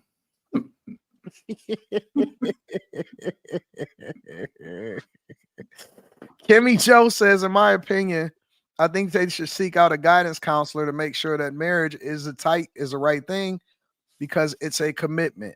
Chris Cunningham says, bro, it's 20. Clearly he's wet behind the ears. Let it play out. Word Custom says, man, Bow Wow, Fomo Sierra, and Angela Simmons faked riding in a private jet and got his Lambo repoed. We ain't taking advice from his Napoleon ass. Royal Ray Truth and Boxing says, just shout out to my guy Anton. I sent the email on your website and to the panel. Y'all hitting on all subjects tonight. Shout out to y'all in the chat as well. PD Ice says Bow Wow busy trying to give uncle advice when he's still nephew size. Ain't nothing wrong with his size. Bow think he's too breezy is. Yeah, he might think he is on who Chris Brown's level. Y'all forgot Usher was a child star. Also, he never been cold. People still check for him until this day. Yeah, but he got a catalog that's out of this world.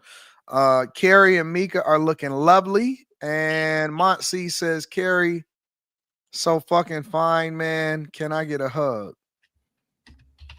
Carrie, did you see that? I'm gonna save that one because we don't know if Carrie caught that one.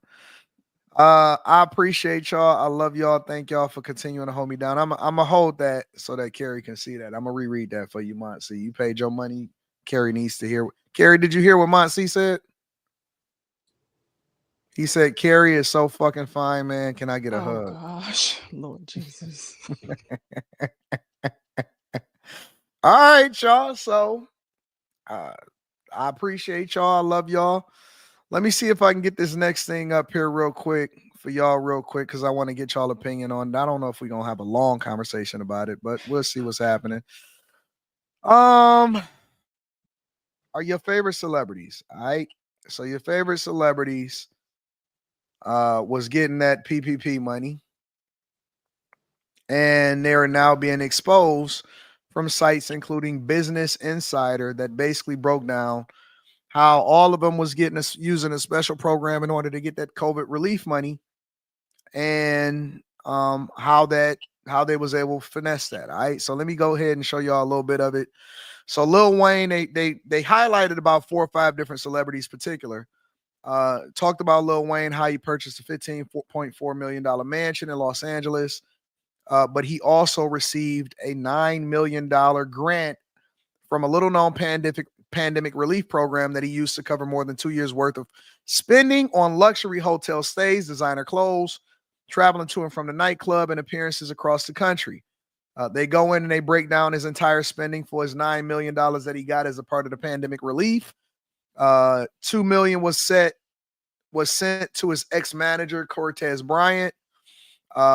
More commission was set to his then manager, Mac Main, $1.7 million.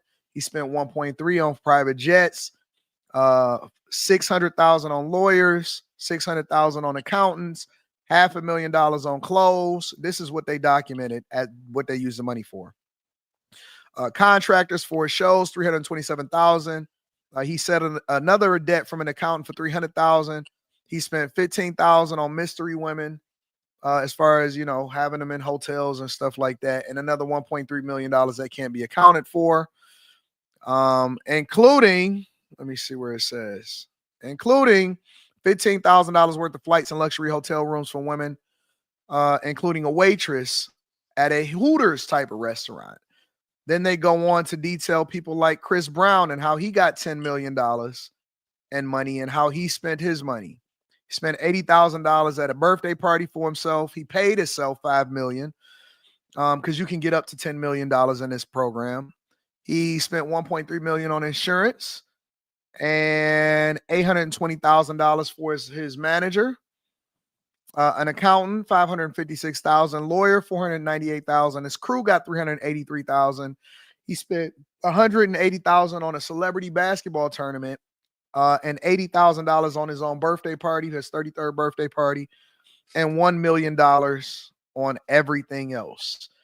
They go on to detail several other people, including Marshmello, that got a $9.9 million grant, which he pretty much paid himself with. They talked about Steve Aoki. He paid himself $2 million. Rock band Shinedown, they paid themselves. And several other people, including Ray Shrimmer. So Ray Shrimmer with Sway Lee and Slim Jimmy, they got $7.7 million and paid themselves and got that bag. And so Alice in Chains paid themselves $1.4 million. A lot of people was getting to that bag. So now there's starting to be celebrities and rich people and entertainers that are exposed of taking advantage of taxpayer money in order to get the bag and pay themselves. So the question is, do you think that people should be upset at the fact that they've taken advantage of taxpayer money in order to continue to enrich themselves and they're already millionaires? Capitalism for the poor, socialism for the rich. This is what we've been talking about for the last few years. People are going, like, there's a reason why they spend $1 million just in accountants and lawyers. These not these people just waking up and taking advantage of what is going on. The accountants and the lawyers are the ones telling, hey, man, you can take advantage of such and such and such and such. Don't worry, I got this.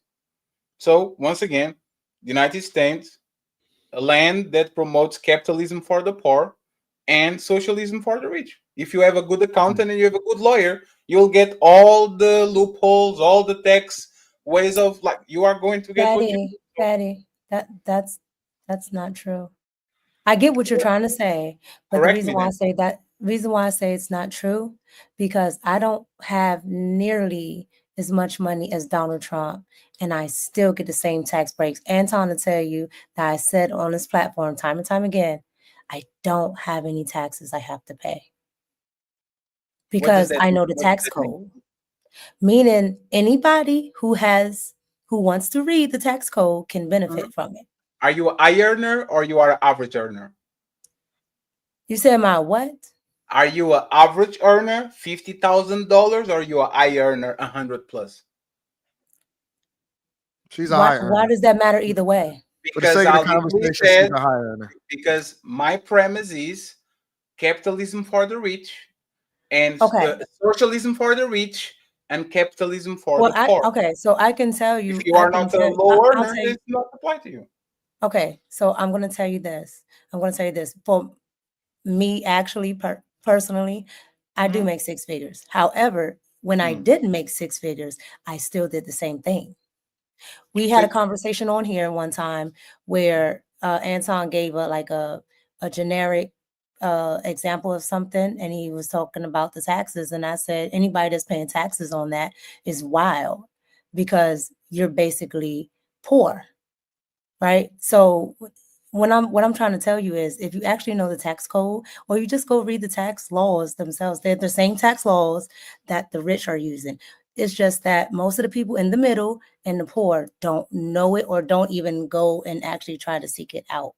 It's not, they don't teach finance in school here, right? They took out civics, so you don't actually know any of the laws really. So you don't actually know what you can do, but it's not nothing that you can't do. I use the same thing that Donald Trump uses. This right now, I'm going to write off.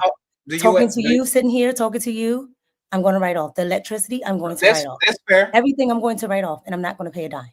Yeah, absolutely. That's fair. Where did you got this information?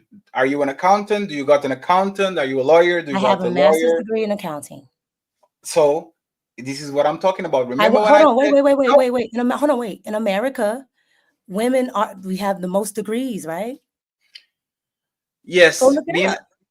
Respectfully. Go look it up. No, respectfully. Ignorance is no excuse for the law. No, respectfully. That's all I'm saying.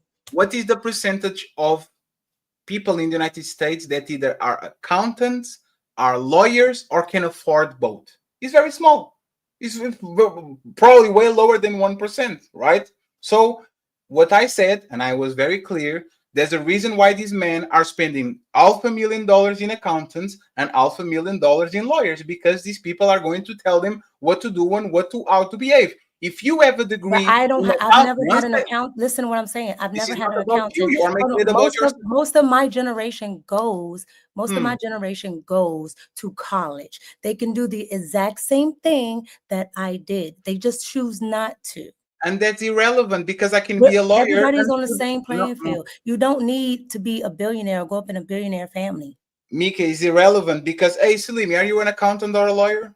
Would you have to hire somebody to actually not learn these loopholes and make your money? Make sure, like most people have to do that. And you are an accountant. That's the point. You have the information, so you probably don't have to hire somebody to give you this information. You know, I didn't start. I wasn't born an accountant. Okay. My point is, I decided to go do it. Mika, was you exploiting these loopholes before you were an accountant? It's not an exploit. It's the law. No, respectfully, I know it's the law. Exploit means you know the loopholes and you use them. It's not a loophole. It's literally the law. It's not a loophole. Okay, so listen to me, right? Hold on. A loophole would be like it's fine. I don't want to. Be like because Mika, I accept it. I don't want to get in semantics with you. I accept it. You know the law, and you're using the wrong verbiage. All I'm saying is you're using the wrong verbiage. A loophole. It's fair. I accept it. Let's use your verbiage. Were you using this type of tools before you were an accountant? I'm not an accountant because I haven't took my CPA. No. Were you using these tools before you went to the school where you got these tools? Yes. So before you went to accounting, that's what made me interested in doing it. And how did you do it? I went to the library and I decided to look it up and I became interested in it. And then I decided that I wanted to get a degree in it. No, so you were self-taught, like you didn't went to an accountant before you had the tools? I don't have no accountants in my family. Everybody in my family is either in the military or in the Secret Service. So if a man goes to a library and he studies hard enough, I don't know how many hours you did or something like that, you will be able to get these massive loans. All I did was I just had an interest in UCC codes. I had an interest in Black law. I had an interest in that type of stuff. And I just looked it up myself. And then I said, why? Because my degree at first was in public administration. Ooh, sorry. And I just changed it. That's it. All I'm saying is it's not all I was trying to say is it's not a loophole. That's it. So, okay, so let's back up for a minute. So are y'all because I don't want to get too far away from the conversation. Are y'all upset, or do you think that people should be upset that these celebrities and these people that are generating a lot of revenue and not necessarily using it for the way that it was intended? Do you think that that people should be upset, taxpayers should be upset that they took advantage of the system? Is it legal? I'm not really sure that it is legal. I think that the Small Business Association and Business Insider is starting to go in and deep dive into it. I'm not sure if we can qualify it to be legal or illegal, but does it matter if it's legal or illegal if people are, I mean, is it, Yeah. should they, should people be upset because it's the right or the wrong thing to do? It's not illegal. It's just mismanaging of resources. Those resources. No. It's not true, because it's people that went to prison for that PPP loan shit. And this is no, but that was fraud. Like, the problem with the PPP loans is that a lot of people were fabricating numbers and everything to actually get the PPP loans. These people have ventures and they have businesses that justify this amount of money loan, because remember, they're entertainers, and for the most part during the pandemic everything was closed, so they can go to the bank and say, hey guys, everything is closed, or to the government, give me the money, and when everything opens I'll give you the money back. The problem with this is that is immoral. There's so many people with regular business starving, like looking for one dime to get their 3 people restaurant going on, and you are getting 10 million just to spend in parties, hookers, and designer clothes. It's not about them getting the money because that money was allocated there to be taken. Is people that have a better understanding of law because they have armies of lawyers and accountants getting every single penny for them, while people that don't have the same access to people like Mika that actually know how to move, they can have $10 so they can keep their restaurant afloat while everything is closed. That's the problematic part. Is these funds shouldn't be allocated to these rich people. They should be actually going to the people that need them, and these people clearly didn't need them. They just used him because they could. There's no crime there as long as they pay the shit back, probably. Yeah, they're going to be okay. If it's no fraud, I mean, it is what it is. But just to say, a loophole would be Nancy Pelosi being a person in Congress and then doing insider trading. That's a loophole. No, there's a crime. It's a loophole because no, she uses, loophole is taking advantage. Hold on. It's a loophole because she uses her husband. She doesn't do it actually herself. Definition of loophole. They exploited tax loopholes. Is literally on Oxford Dictionary. First example, an ambiguity or inequality in laws or a set of rules. An example, they exploited tax loopholes. Maybe the Oxford Dictionary is wrong. My bad. But what's the context? By telling me that, what are you trying to tell me?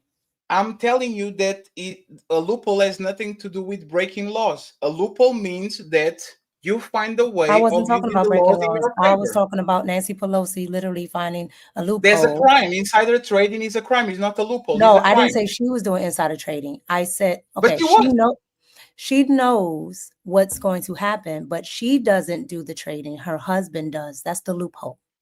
No, they both committed the crime. That's insider No, trading. it's not a crime. It's not a crime if a person of Congress respectfully, Miko. Loophole means you know exactly what the rules are. You know how to circumvent the rules, so you can take advantage of the rules and still be illegal. There's a loophole. Okay. If it wasn't a loophole, it would be a crime. The Oxford Dictionary doesn't lie. Actually, Mika and Slimmy don't believe in the dictionary, American dictionary, so that's where you fucked up. Echo. Huh? What is doesn't matter. Y'all had that conversation before. Oh, we never had that conversation. What are you talking about? You can't argue. Don't argue the battle. You're getting pulled dead. He gonna get you. Don't let it pull. Mika, you know we had that conversation. We were talking about the homophobic. You're like, yeah, the dictionary don't count. No, that's not what took place, Quentin. You can't take a conversation and then make it go one way when that's not what took place. I said the word was made up, and I told you the source that made it up. So you can't use that as an example. This is not that. What do I just Google electric bill write-off? No. You can if you have your business in your home, okay, you can write off the square footage. All right. And if you have to I'm run sorry, I went to the electric, bathroom. I didn't hear what you said. if you have to run electric for that space, you can also write it off. If you have to run certain stuff. No, I'm not a liberal. Mm-mm. So y'all not upset? No. The Not if system it's needs not a to be crime. Nope.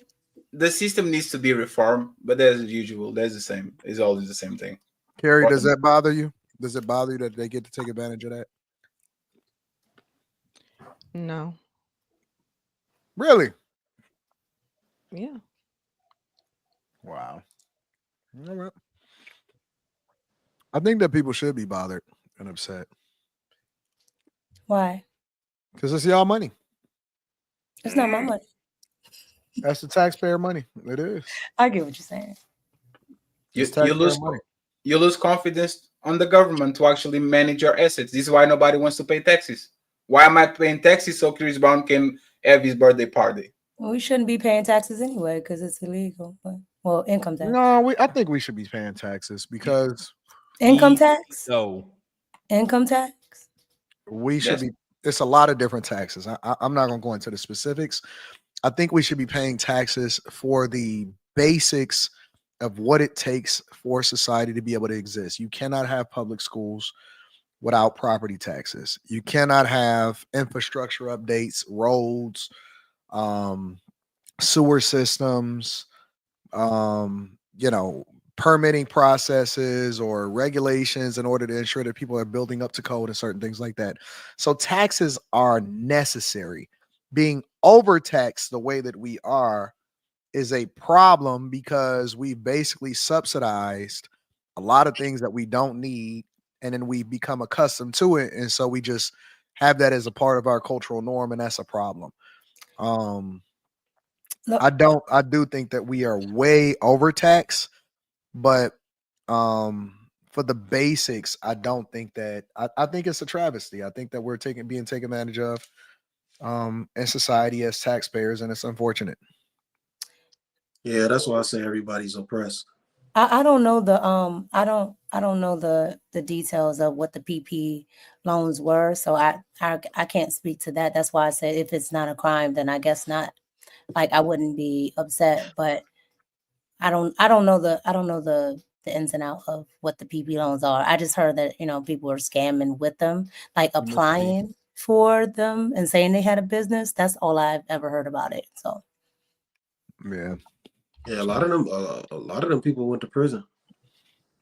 Well, what the federal government did, what Biden did was basically they said that they given themselves up to 10 years to chase everybody down. They extended it for 10 years. So to chase everybody down, they got that unjustly applied for these loans and got them. So And people are snitching on that left and right. They literally have enemies, and they say, "Hey, Quinton got a PPP loan, and he was flexing his book, his chain on da da da da da." Like it's going crazy now because now they have targets. I'm not mad at people for taking advantage of the tax code. That's not what I'm saying. But to take advantage of a program that was loosely put together to ensure that people were able to survive and pay their employees, and they took the money and they put it in their pocket, is problematic. It's problematic. You know what I'm saying? It was supposed to be meant for people. And this is the problem with the honor system and why you have to have so much overregulation, because people don't do what they're supposed to do when they're supposed to do it. You make it available to people and people just steal it instead of actually doing the right thing. I had several different businesses. I never even considered taking out a PPP loan because none of my people and anybody that was associated with me was affected by what happened during the pandemic. As a matter of fact, we actually benefited from what was going on in the adjustment because we were in industries that basically was able to take advantage of it. So just because it's there does not mean that it's something that I need to do. Even if I can get away with it, I think that the true measure of a man is what you do when nobody is looking. You know what I'm saying? So I'm not just going to do something for the sake of doing it. And this don't have nothing to do with the tax code, in my opinion. This has everything to do with a special program that was allocated for business owners. And often at times, if you remember during that time, they was running out of money because people was finessing. And it's messed up. I just think it's messed up. So you got to have outside of the people overregulation that were, because people don't do what they're supposed to do. so outside of the people that were asking for it and didn't have a small business, how are celebrities?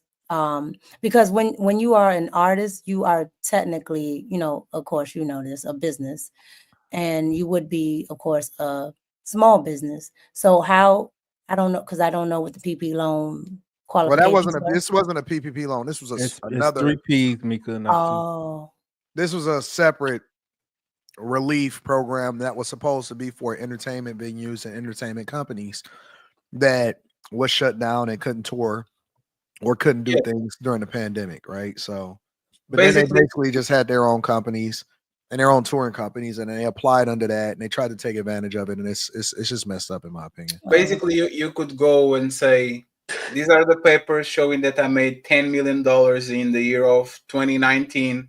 So now that everything is closed, I want a loan. And I think you could ask for 2 times and a half, 3 times, something like that, 1 year. And they went there and they said, oh, I make 5 million, give me 10. So that's how they got a bunch of money, because they actually had paper trail that they are high earners on the type of space. Like, they took advantage of a loophole. They are going to pay it back. I don't see like a big problem about actually people taking advantage of it. I don't know if they're paying it back though, because they saying that they're applying for it to be a grant, so basically it's forgiven. A lot of them were forgiven. Yep, they're not paying that back. I don't know. I think I need to. But I remember me talking with Taylor about that, and I think it was low interest rates, like 2.5%, something like that. If they are being forgiven, a lot of that stuff was forgiven. Yeah. If that's the case, well, if it wasn't, if they didn't use it what it was supposed to be used for, then it's wrong. But like I said, I don't know enough about it to actually talk about it in depth. It basically can transfer into being a grant, from a loan to a grant. Yeah, it was a very simple process to apply for. You just had to answer some questions. You had to submit your tax returns, and you had to show that you're going to use it for salary, like for certain things. Because we had to apply for a PPP loan because my husband is in the industry and everything shut down. So we were making sure we did it the right way because we didn't want to have any problems. And then we found out that we got forgiven. Yep. Hey, that one dude didn't get forgiven though from what's that group? Well, a lot of people didn't. Pretty a lot Ricky? of people didn't actually have real businesses, or it was a lot of finessing. But again, because it was because they were trying to hurry up and get the money out to the people, it was kind of going off the honor system, and then you would have to go back and account for it later, right? Yeah. So they was just pushing the money out really fast, and there was a lot of small businesses in the first and second rounds that actually was legit businesses that didn't even that had employees or was affected, that was working in particular industries. They didn't get the money because there was a lot of people that, like the Pretty Ricky dude, that was finessing. Oh, you talking about the dude that got able to the go head in of and put ads? whatever you wanted to on there. But again, it went by the honor system. What people didn't know is that they was going to come back and say, okay, so let me see. Oh, you didn't even really have a business, or you wasn't really in the industry. There's a lot of people that finesse. Are you talking about the Pretty Ricky guy that always got the ads? I don't know what he had. I know he went I to don't know. jail. He got a beard. That's all I know. He got a real big beard because he was talking Because about one it of on them, that. he always talks about he has the ads on Instagram, and he always talks about like stocks and other stuff. I don't trust. Oh, you talking about the light skin one? The I light can't think one, of his yeah. name. Yeah, Yeah. I can't think of his But name. see, I know you're they talking about. mess it up because it makes people more Spectacular, yes. skeptical. It makes people more skeptical of listening to people, because now you got to vet even harder of people that are actually legit and doing things the right way. And again, it's unfortunate because you don't know who is who. But you know, it was a lot of people that was pretend balling. And then we went through and then they released the names and all of that. And you was able to find out who really was getting it, the right, who was really doing the right thing and who wasn't. So yeah, he in prison now. Yeah, I knew people were gonna be scamming when, well, I won't say the artist's name, but asked my husband if they could put him down as an employee, and it was like, yeah, nah, don't put my name on none of your stuff. And you know what is so funny, and we can move over to the next subject right after this. Oh, yo, okay.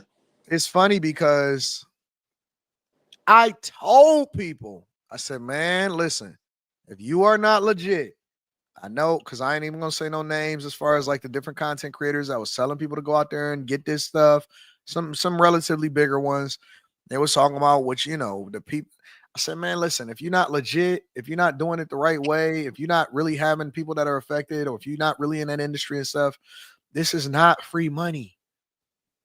Your ass is gonna be on the chopper. Do not do that. Please don't play that game. People did what they wanted to do anyway.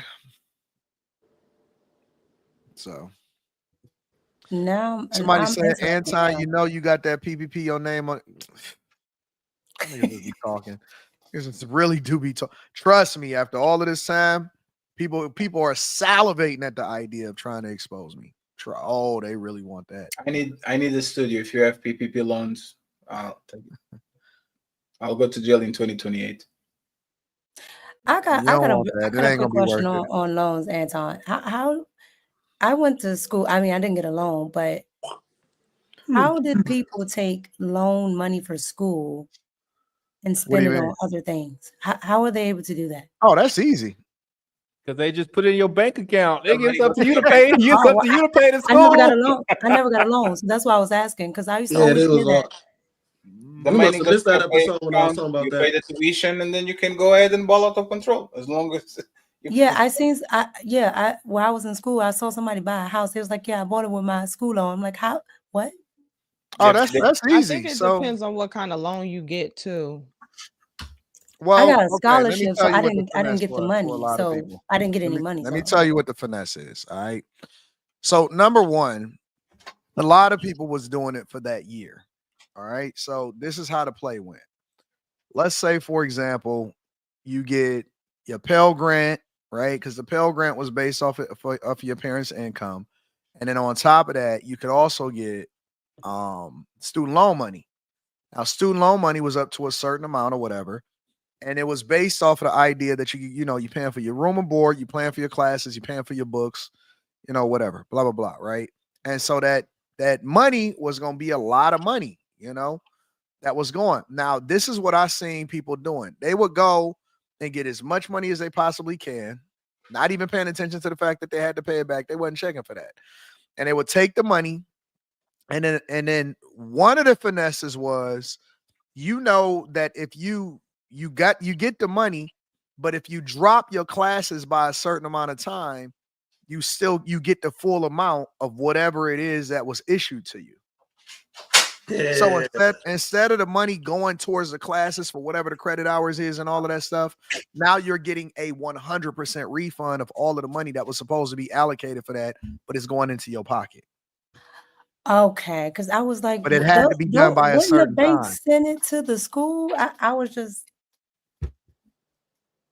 But you're gonna be messed up for the next semesters and stuff like that because you're not gonna meet the threshold of being because the key was this. All right, so this was the other side of it.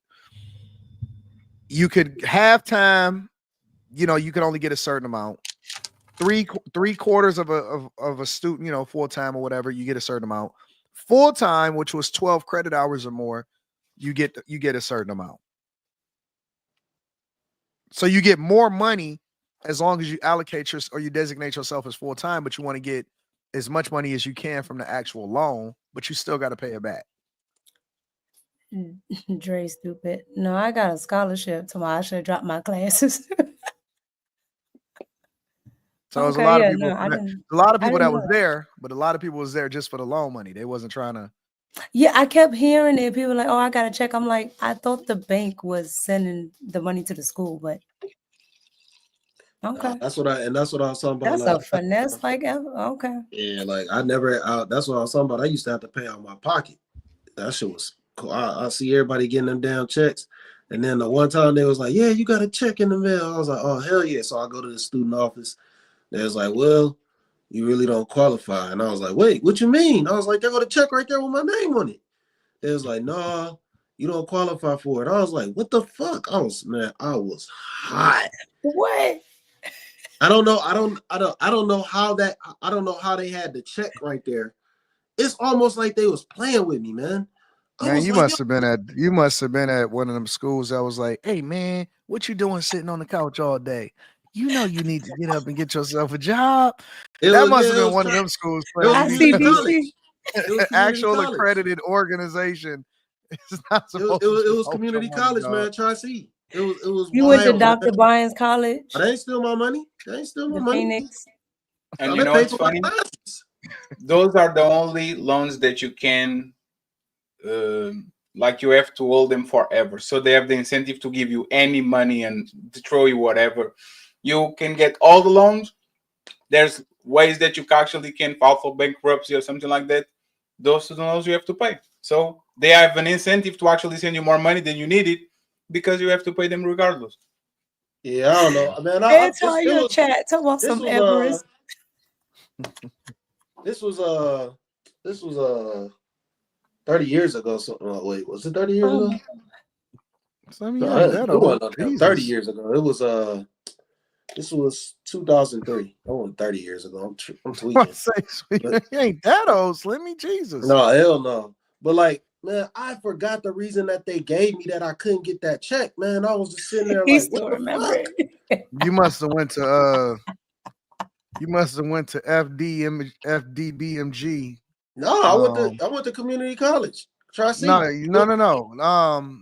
Frederick Douglass Marcus Garvey Academy. Nah, dog. With the principal Dr. Johnson.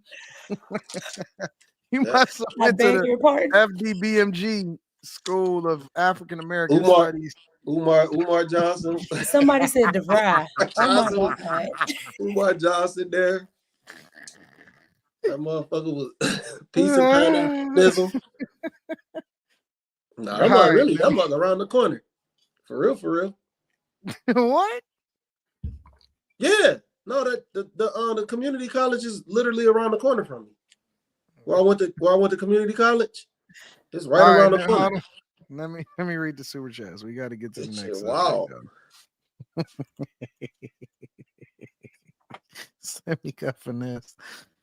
Oh, Green Blaze says, "Here's a thought: bring Trigger back to give Travis Hunter marriage advice. What you think, Quentin?" Regardless, the celebs taking advantage of the PPP money. If the IRS aren't bothered, neither am I. Gent just proved he is full of it. Rich or poor, doesn't matter. It's the forms you get. 1099 K1 W2, you're screwed. Track says, respectfully, Fatty, I'm not sure you understand how our system works. Our system incentivizes growth and investment in lieu of lower taxes. These folks are a business. Factor Breezy tours annually. So how much income did he lose during the pandemic? They're not hurting, but they are entitled. Mika, do you Google the electric bill write-off? Should be upset with Biden Harris, not the business. Sorry, chat. My wife said Mika right. She said you can't be mad at them taking advantage of the tax codes and tax law changes every year. She has a CPA degree and is a manager for the IRS. Gurr says that PPP caused more reliance on the government. And Marcel Sweat Jr. says the real question is, why were these grants being given to music artists during that time, knowing most of them are behind on their taxes anyway? The second question is, should this be punishable in the future? Well, hopefully it doesn't show up in the future anymore. Appreciate y'all. Thank y'all for holding us down. I want to get into this next conversation because this lady just won't go away. She kind of it's pretty funny that she continues to stay relevant and visible to everybody, but she certainly is not going away. But here's Tasha K kind of speaking on Dr. Cheyenne Bryant. and what the sentiment is. All right. Dang, she got some areolas. Now I know y'all finna be What? mad. I don't care. I don't care. I don't care. I don't care. Okay. So my platform is different. So, you know, Dr. Bryant, I guess she's a University of Phoenix degreed psychologist, okay, special relationships. And so she's been making her rounds on different platforms, you know, giving advice to men that we've already known had issues. I mean, you know, narcissistic men, you know, Cam Newton, Nick Cannon. I mean, do we really need anybody to tell us that these men are, you know, just ain't shit, right? And so when it comes to relationships, and so you know, she's been like I said, doing her thing. I don't know if y'all who's a part of TashaKLive.com. If you're a part of TashaKLive.com, disregard this because I want to kind of give some backstory here because I know a lot of y'all about to be, you know, irritated with this commentary here. So we received some firsthand information from a source that had an altercation, a verbal altercation with Dr. Cheyenne Bryant. Okay. And so this is when she was on Cam Newton's show. And I don't know if you that was the first time like she had premiered in that form. Now I do know she's done television in the past, Teen Mom and things like that. But for her to, you know, she's been out here, she's been trying to rebuild her brand, she's been trying to reestablish herself, she's been trying to be seen in a certain light. And so she needed a platform and a subject matter in order to get into that space because the red pill, blue pill space, everybody's been seeing it, the relationship space, the Kevin Samuel space, the, you know, the Kendra G space, all of that is booming right now. And so this is where the money is, especially in this particular category. And so she is now branding herself as that. So she's gone from, you know, counseling teenagers and being on different reality shows to now specifically talking about things that people are interested in, which is, you know, am I going to be able to find a husband? What's wrong with the men out here? Black women still can't find a man, all this and that there. And so it's a great lane to get in, especially if you're trying to make some money, you're trying to really stick out. You're beautiful, you're marketable, because you have to be beautiful in order to sit on these platforms with these supposed high profile men. Okay, that's what y'all call them, high profile men. And really spit advice and drag them at the same time. And so she did that on Cam's show. Now with Cam Newton's show, he was doing her girlfriend a favor. So Cam Newton was best friends with Dr. Cheyenne Bryant's girlfriend. And so, like I said, Cheyenne's been trying to get into this relationship space and it hasn't been clicking. So she needed the perfect subject matter. So her girlfriend, and I'm talking about her girlfriend, yes, ended up getting her the gig. Cam booked her based off of his relationship with her girlfriend, okay? And did not expect for Dr. Cheyenne, after he gave her the platform, to turn around and try to diss him on his own platform. So, in a sense, a lot of people are coming out, and I don't know how true this is, but it seems to have some legs to it. But a lot of people are now starting to gain traction on the whole idea that the Dr. Cheyenne Bryant chick, who is now, she appeared on a show on tonight's conversation. I think she be doing something on Fox Soul, and she's still doing her rounds with interviews and stuff like that. They are basically saying that she is gay, that she doesn't even talk to men. And again, I don't know how true this is, but this is the story that is gaining ground, gaining steam, and growing legs. Now, do you people on this platform, on this panel, and I'm going to go to Carrie first, do you think that this is a problem and why? I'm going to just leave it open-ended. Do you think that this is a problem and why?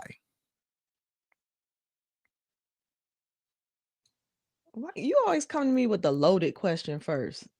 Well, Carrie, you always like to reserve yourself, so now I'm gonna have to come to you first. Do I think that it's a problem that she was giving advice and she might be a lesbian? Yes. Damn. I mean, not really, because to me, you need to be mindful of where you, like, who you subscribe to to get your information or to get your feedback or your advice. So she could, from the little bit that I've heard from her, for me, it wouldn't have mattered if she has a girlfriend or a boyfriend. I wasn't really subscribing to what she was saying anyway. So I mean, I think that this is just where discernment comes in when you listen to people, because everybody can have a platform. Everybody can be in front of a microphone. Everybody can give advice.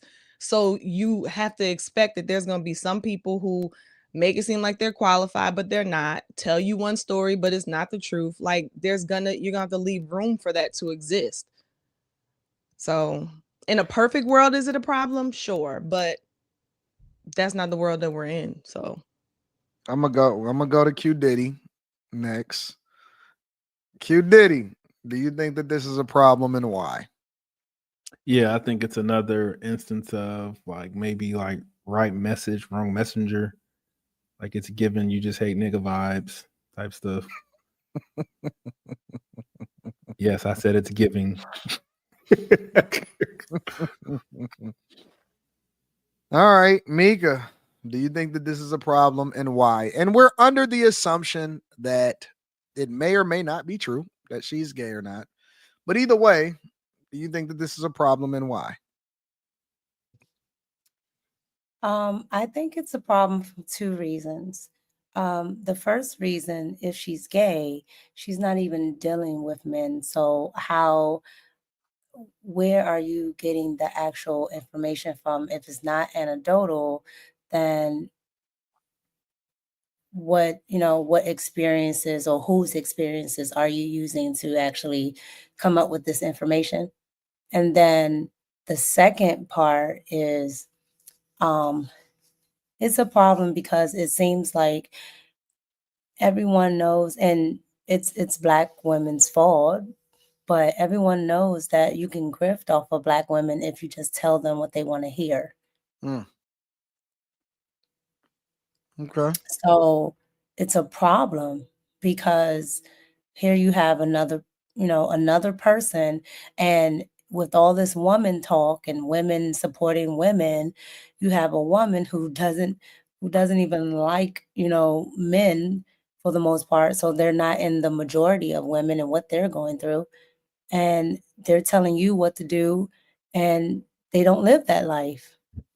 And frankly, they don't have the problems that you have. So, I mean, it's just, I don't know. It just seems to me like she's grifting, and I think that's always a problem. Slimmy, do you think that this is a problem and why? Hell yeah. Because I told these motherfucking gay motherfuckers, y'all stay out straight folks' business, man. Y'all don't want us in y'all's, stay out of ours. If you gay, stay over there. Don't worry about this shit over here. It don't apply to you. We're not telling no men how to be with men and women how to be with women. We don't talk about that shit. So stay out this shit. And then another thing is, I think I agree with Molly, man. It's time to stop talking about these motherfucking relationships, man. Talk about something else because y'all don't know how to do this shit right. Stop talking about that shit. This shit tired, man. Like everybody want to say, oh, it's a red pill, it's REM, it's this, it's that, it's giving out. Man, I don't give a fuck what you think about somebody's relationship. Your relationship ain't fucking successful. Bitch, you was for the motherfucking streets when you was straight. So it don't matter. You're not even giving good advice. You're trying to tell people how to live their life. Why? Who are you? Man, I'm definitely not gonna give nobody no relationship advice. I'm single, I'll be fucking up. My shit be fucked up. I deal with some fucked up people. I can't give nobody relationship advice. I'm not fucking married. That's what makes it entertaining, Slimmy, is that it's not necessarily the relationship advice, but it's talking about how fucked up our lives are, right? Well, hey, then don't call it no relationship advice though. Call it talking about your life. Call it talking about, hey, I do some fucked up shit. I deal with some fucked up people. And this is how we live. That ain't relationship advice though. Relationship advice is productive. It's positive. It don't tear people down. It builds people up. She sat up there and tore this man down on his own platform and started shining off that shit. Like, how was that positive? Mm. Like All right, that, I got you. That's what I think. Fatty, thoughts? When you paint yourself as a preacher, you are putting yourself into a corner. And nothing other than perfection will be used against you. She said to Cam Newton and to Nick Cannon and to all those guys that they were wrong. They were doing it wrong. You can do it like this. You are doing a disservice to your family and the community and all that. And now let me go ahead and scissor this woman real quick. Nothing on a lesbian relationship as is about community. They are not good raising families. They have the most domestic violence. They have the most everything that you're actually going to do bad, and they can procreate. So the problem is not that they are lesbians. You go ahead and do whatever you want to do with your life. The problem is if you go to other places and preach community and this is what you should do as the nuclear family and da da da da da, and then you turn around and you're licking carpets, that's a little bit problematic. Because you are preaching something and you are literally going ahead and doing something that is actually worse on the community type of building thing. If you're not a community person, it's just your opinion. But that's the problem with preachy people. Once you preach to people, you have to have a standard that is immaculate. Once you go down that standard, you are going to be judged the same way you're judging these people. So, congratulations. If this is true, she's going to have a rough beginning of the year. I hope it's not. So, Quentin, do you think that people should tune out? Do you think that she gotta do you agree with Fatty that she's going to have a rough time going forward because a lot of people are starting to come at her? I think she'll come and go. Like she's not in my algorithm. And I fucking consume a lot of this shit. She ain't hit it yet. It's going to happen to her the same thing that happened to Cooley. Are you going to sit with these people on the table now knowing your past and what you're going through? I can throw that shit to your face. How are you going to come from the point of view of I'm a doctor with the PhD here to tell you what you need to do when you can even do it yourself? You can fix yourself, or are you fixing others? There's the same way to think with Cooley. You have a baby mama of two, and you tell him men to not pursue baby mama of two. You are going to have difficulty now sparring with people every time you go to these platforms because now they know your game. So I hope that she's wrong. Do y'all think that the argument is what matters or the credibility of the person? Because that's really the thing right now is that people are really questioning people versus evaluating whether or not their argument stands. Like how do you balance Well, that? I'm about to use this word again. Like I hate it, but it fits. Like it's giving like fat trainer trying to get you in shape. Coming from the Fed delegation, I don't see a problem with it. Mr. Miyagi wasn't in shape. Costomado was training. Muhammad Ali, Mike Tyson, he wasn't in shape.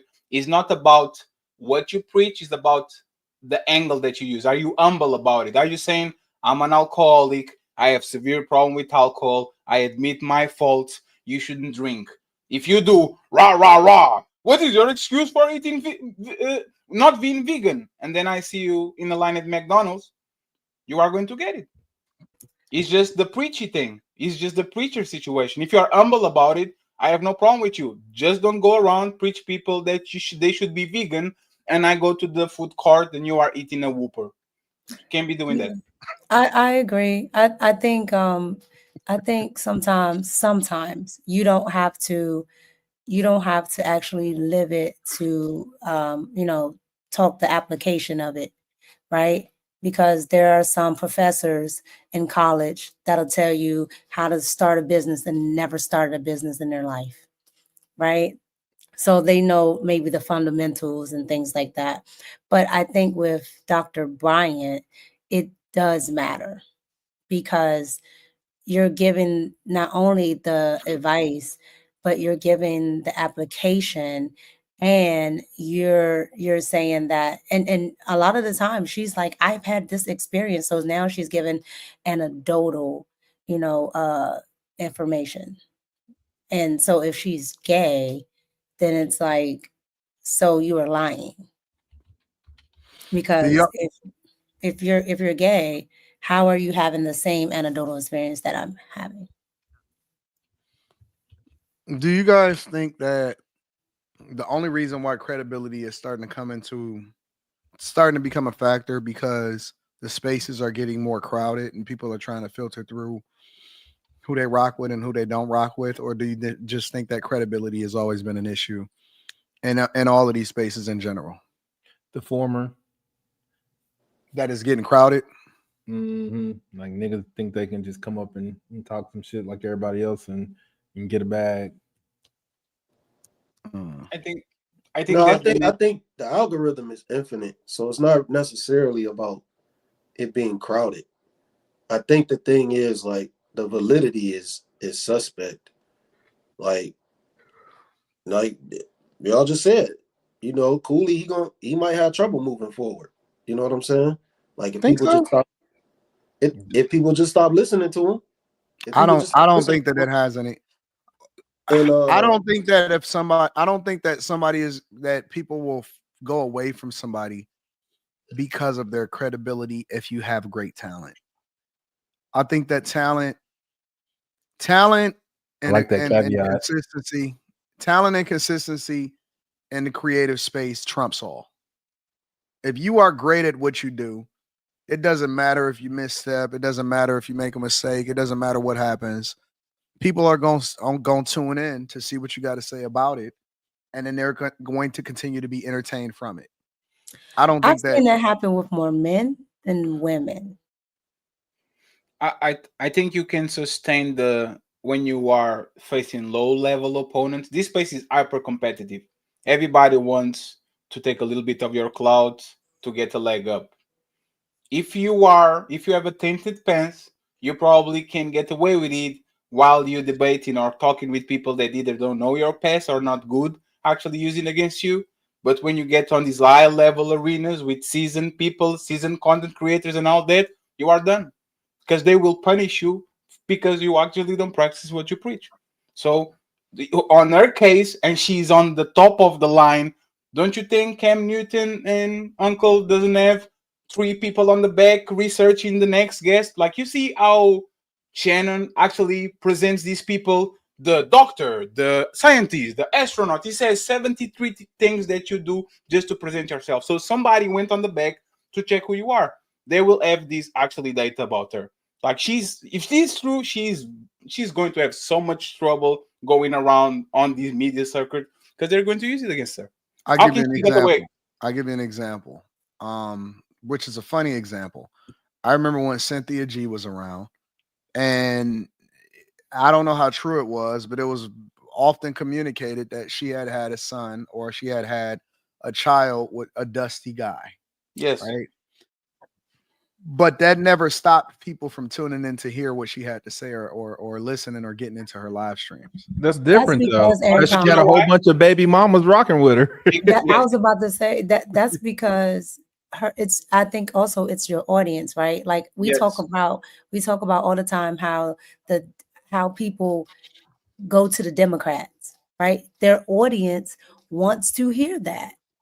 Her audience, Cynthia G's audience, wants to hear Black men ain't.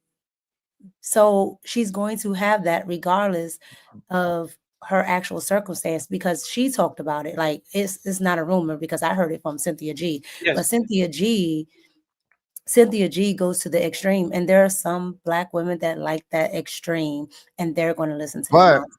But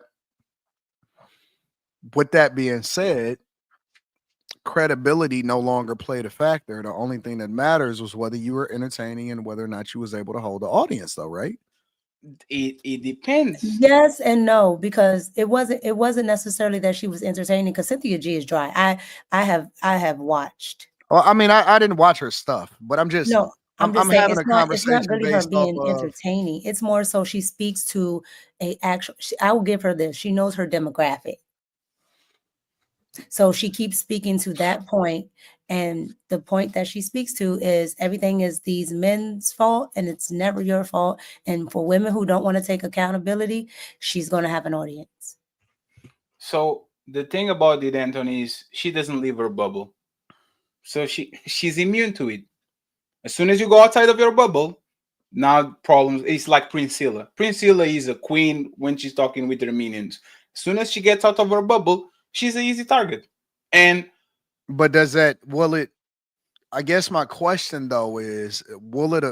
Do y'all honestly think that these people are going to be affected in any way, shape, or form, as far as their ability to be able to still create content, no, capture an audience? no. It's like Derek Jackson. As long as he doesn't come our way, he good. If he puts a foot on the manosphere, So it really doesn't matter about your credibility. Then is what y'all saying? It will lower your ceiling. Now you can go having a debate with Anton on the panel because you know he's going to get you. Now you have to be afraid of going outside to a certain show because you think somebody's going to be there that is going to point it out. And like Anton, think about it, right? The way that I usually go at people is, let me reverse engineer it. If I was Dr. Bryant and I was a lesbian, how can I get out of this bag? If somebody asks, but you are a lesbian and you date woman at 40 something when you're telling men, how can you reverse engineer that and get out of that bag? You can't. Like, what is the acceptable answer? Well, I don't think she don't have to necessarily answer to whether or not she's a lesbian or not. But that's the point. A non-answer is an answer. Nope, it's not true. If she says, no comment, I don't want to talk about my personal life, you are leaking them. Yes, it's not true. That's not true. So you are telling me if I ask a woman, are you an heterosexual woman? And she says, no comment, I don't want to talk about my person. If I ask Dr. Brian, are you heterosexual? And she says, I don't want to. Yes. Are you good? Like, she's not going to be able to dodge it because a non-answer will be an answer.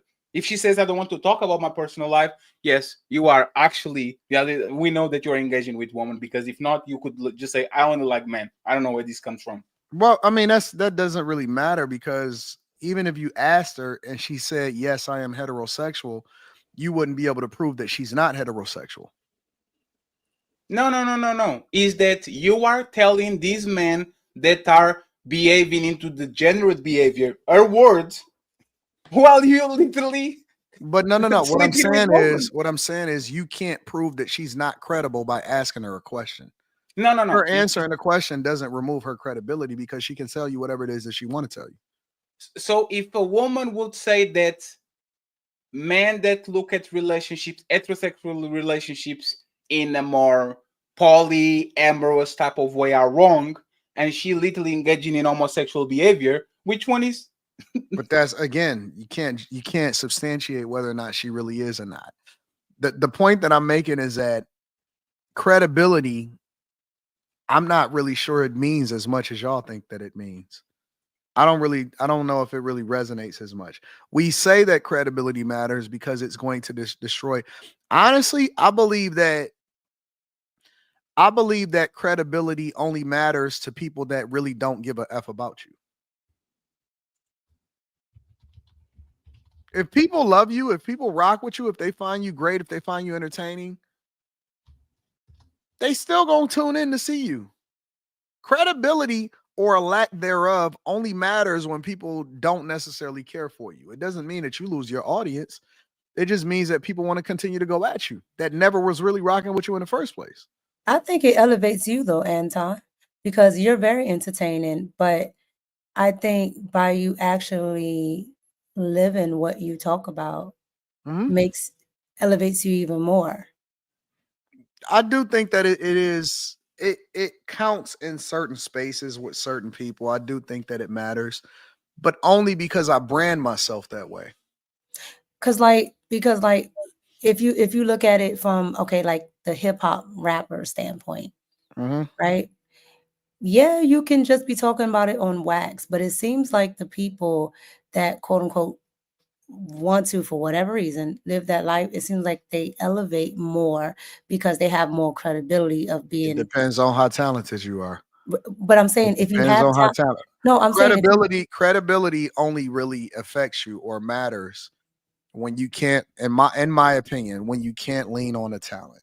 No, I'm not saying if it erases the talent. I'm saying if you have the talent and you actually have the credibility that I can actually see and quantify, I think it raises your stock because I like agree. you have I agree. like if you have somebody like, you know, Jay-Z, if he's talking about this and then you can actually Doesn't see matter. Doesn't matter. it You know raises his why? stock even more. You On know, her case matters, Anton. I'm sorry. What matters? On her case matters because you are underestimating something, right? You Mhm. can do shows by yourself. You can do shows on panels. You can do interviews. You Mhm. can do debates. Mhm. That woman can carry a show by herself. I Every agree. single time she went viral was because one person was in front of her and it was such of a confrontation to the point where it became viral. I agree. Next confrontation, she can carry shows by herself. So next confrontation, let's see if this person is going to like, all right, hey man, what's Yeah, going but on with she this never woman? really had any visibility or a platform to where she Yes, had You to. got it now with that Fox Soul. So I agree. Well, no, that show is trash. They're not But even. there's the difference between her and Cynthia G. Cynthia G can isolate herself and going into her cocoon into a little bubble Which and is keep why I selling. said that talent matters, right? Yes. So what is she going to do now? Do solo shows? Well, I mean, again, but that's my point. Like, talent matters. Look, it's people. Let's take the bus driver chick. What was her name? Wait, what? Oh, The chick Oh, yeah, that I yeah. wouldn't I know date you're a talking bus about. Go driver ahead. chick, right? What was her? We know Whatever her. her name was. Nobody ever tuned in to see her per se. You know what I'm saying? Like to check her show out or whatever she had. Nobody was really checking for that. People was only checking to see how trash she was when she said something that was out of pocket that they didn't agree with. Nobody goes and rocks with Quentin's girl. What's her name? Joy, whatever. Joyless Reed. No, not Joy Joy Taylor. Reid. Joy Oh, Joy Taylor. Taylor. That Too Personal show is garbage. Damn, Quentin, fight back. No, that's not Quentin's fault, but that show with Joy Taylor and Joy, whatever the other Joy, Yeah. respectfully, Brooks. Joy Brooks and Joy Taylor. Like nobody tunes in to see that, but when they say something that's crazy, they'll tune in to catch how baseheaded they were. You know what I'm saying? So it's just it depends on the content creator. It depends on the person. I don't think that it necessarily depends on whether you're credible or not. Joy Rooks, she it's just Joy Taylor by herself now. Rooks got about the game. She said you're on your own, girl. So now nobody's really watching. Damn. Well, I mean, Joy when is the Rooks last got time? that one actor dude as her boyfriend. She had to go ahead and pivot. What was the last time you actually went and seen that show? You went to that channel. Let me Right go now, check it out. when you brought it up. Oh, see what I'm saying? And she the only one on the cover photo. I think that being a creator is a talent. I genuinely believe that it is a talent, and people think that it's easy, but it is much more difficult than people think. Well, it comes down to. Did you see what happened? What's the Brett Cooper lady? Mm-hmm. Yeah. Fumbled the bag with that new bitch. Yeah. Yep. I think they said they lost over 250,000 subscribers since she left or some shit. Brett Cooper on from Ben Shapiro. Comment section. The comment like section. that. Mm-hmm. Yeah, she was talented, right? I think that being a creator is a talent, and very few people, a lot of people think that they could do it, but people don't really understand it. I don't think that they get it. I think the one thing that people can see that draws them to creators is how authentic you are. Mm-hmm. They don't humans don't fuck with fake people. I don't think it matters, Quentin. You don't think so? Oh no, that's one thing I do think that matters. Authenticity definitely matters. I hate watching somebody that's like somebody else. No. I'm saying authenticity from the lens of I could crash out tomorrow. What? I could completely crash out tomorrow. Okay. I'm trying to picture what that looks like. All way. will be forgiven. It just becomes a part of the storyline. Yeah. Yes. Absolutely. It doesn't change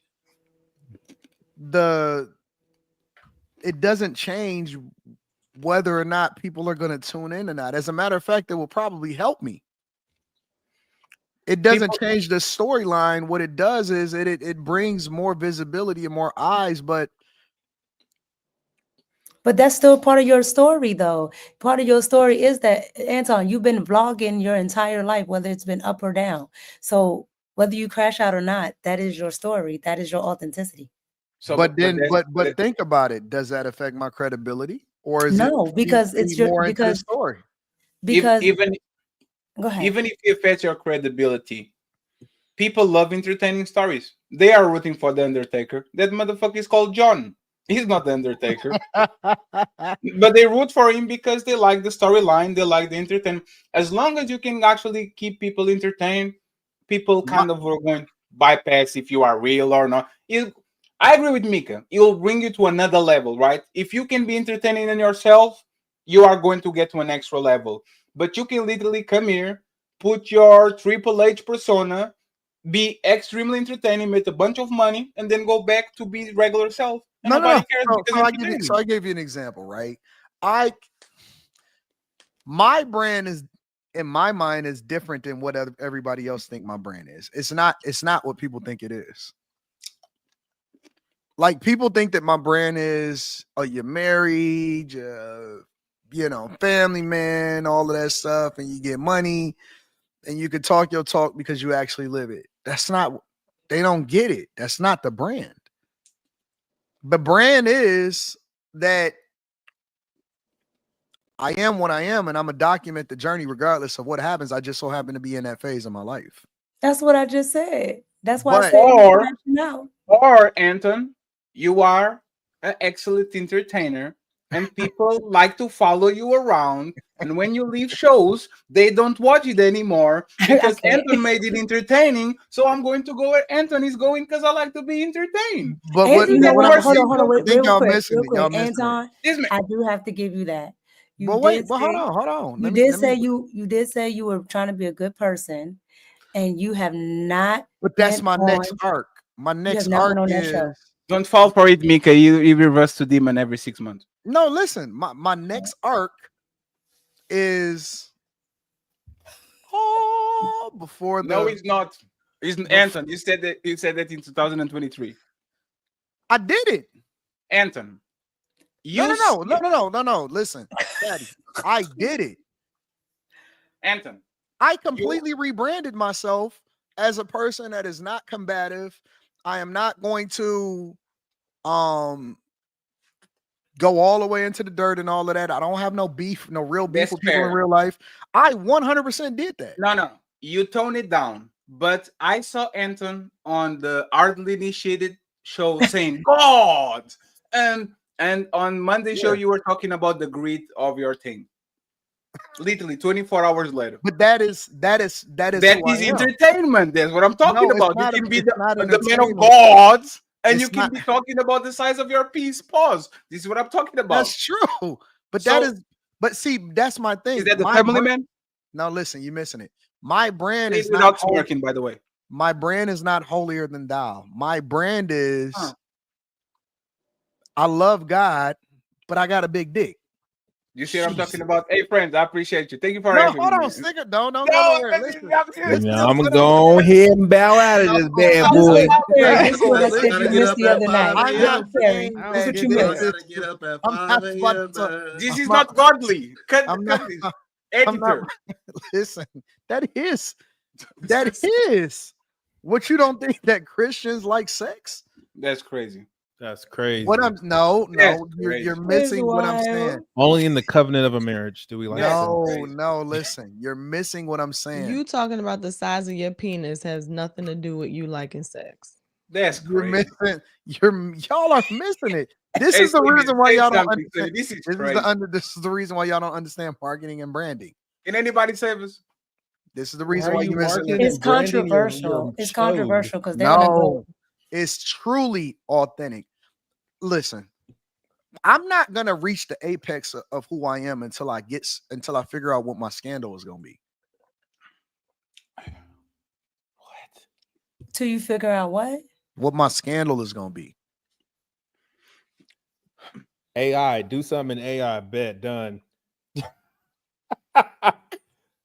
Listen, the brand isn't my background and who I am as far as like being a family man and all of that other stuff. That helps me create the credibility to be able to have the conversations, because it neutralized women from being able, because almost every guy that has ever come into these spaces or had conversations about relationships, women have always been able to say something about them. Oh, you must have a white wife. Oh, you must have a bunch of baby mamas. Oh, you must not be married. Oh, all of these things, right? Oh, she probably ain't even a black girl. Oh, whatever, blah, blah, blah, right? And I neutralized all of that, and it killed everything, because that is the thing that separated me as a content creator that talks about relationships, is that you can't come at me and say, I hate black women. You couldn't come at me and say that I was a baby daddy. You couldn't come at me and say that I'm bitter at women and who hurt you. It killed all of that, right? So that became a part of who I am, that added credibility to the conversations, that separated me from people, right? You couldn't say that. You couldn't say that my chick is not cool and feminine, and that she chill and she loves people, and that I've been with her and all of this stuff. And so I was able to have conversations in spaces that other people weren't. But that wasn't the brand. The brand has always been, from the beginning, I'm going to be absolutely authentic. The good, the bad, the losses, the successes, whatever it is, that just lended itself to that space. But I am big in politics. I'm big in relationships. I'm big in money. I'm big in a lot of things. And what I'm saying is that the journey is going to be more important. Documenting the journey and being authentic in the journey is going to be more important than your credibility of what it is that you are or what your background is. The fact that I'm going to say, listen, I'm crashing out, is more important. When I go out and I have some girl with me, or when I have Mika here in Detroit with me, and we riding around and we having a good time and we all hugged up and having fun, people love to say, oh man, I wonder what they doing. They love that shit. And that's why you just said, when we're riding around and we're hugged up, because you know that's going to make a whole bunch of people, myself included, give you the screw face. But you know that you're doing it for entertainment. But no, I'm doing it because I like having Mika here and I like having her hugged up with me. Oh Lord. This is why, Carrie, this is why I'm on thumbnails. I like having Mika hugged up with me and riding around with me in the city. Now, how do we connect that with all of what you talk about with God, marriage, I'm gonna tell you all how. that stuff? Because he said amen in the end of it. He said amen. Hold on. Hallelujah. Carrie, I'm gonna tell you how. When I first started doing, after I was with Anton and I was doing it live, we had this couple call in, and I was everything in the book. And she was like, and your wife probably doesn't even know. And then Rita just came out of nowhere and said, oh, Anton's that. She was sitting there the entire time. Correct. Right? But they were just looking at me. They were looking at what I look like physically. They were looking at that I was there. They were looking at that I was being nice to Anton. They were looking at all of that. And I was everything in the book. As they should. But see, the question. But what I'm saying is Anton knew that and played off of that, right? And that's my point. And that's what we're talking about. And it was funny because I knew what I wasn't doing. His wife is right there. Me and Rita talk all the time. So when they keep saying what they say, I just sit there. Hey, Mika, if another YouTuber showed up in my room right now, we just friends. Oh no, look, I'm a music artist. I'm aware of what is real and what's not real. Really? And I'm aware of entertainment. Yes. But Mika, we never know. Have you ever seen me push back on anything? Okay. Hey man, if you guys, I know what the NDA is, so I'm not going to be talking about this. But the question, Carrie, that we I don't have one of those. Here's the real question, Carrie. Allegedly. No. Will I'm you just ever? joking around. I don't know what's will going you on. ever tune out? Is the question. What is it? Will you ever people ever tune out from you doing that? From just my life, you don't know what's gonna happen. But that's what I'm saying. You know what you're doing when you do that. there's a strategy behind it. No, I don't Yes, know it what is. Yes, yes, Anton, it you is. always move with a damn strategy. Hey, Carrie, Yes, you do. Hey, Carrie, you know what that man used to do? He would say, Q, go to sleep. And we're like, what the hell do I expect him to say this? He knows what he's doing. He just do it because like he likes controversy. So there's our fault. No, no, That's hold it on. right there. No, because How is that our fault? I can't predict whether or not Q was gonna go to sleep. That's crazy, Anton. That's just yes. I couldn't predict whether she was gonna go to sleep. I would just say, Q, cut it off. Time to go to bed. And it just was. And what does that usually mean?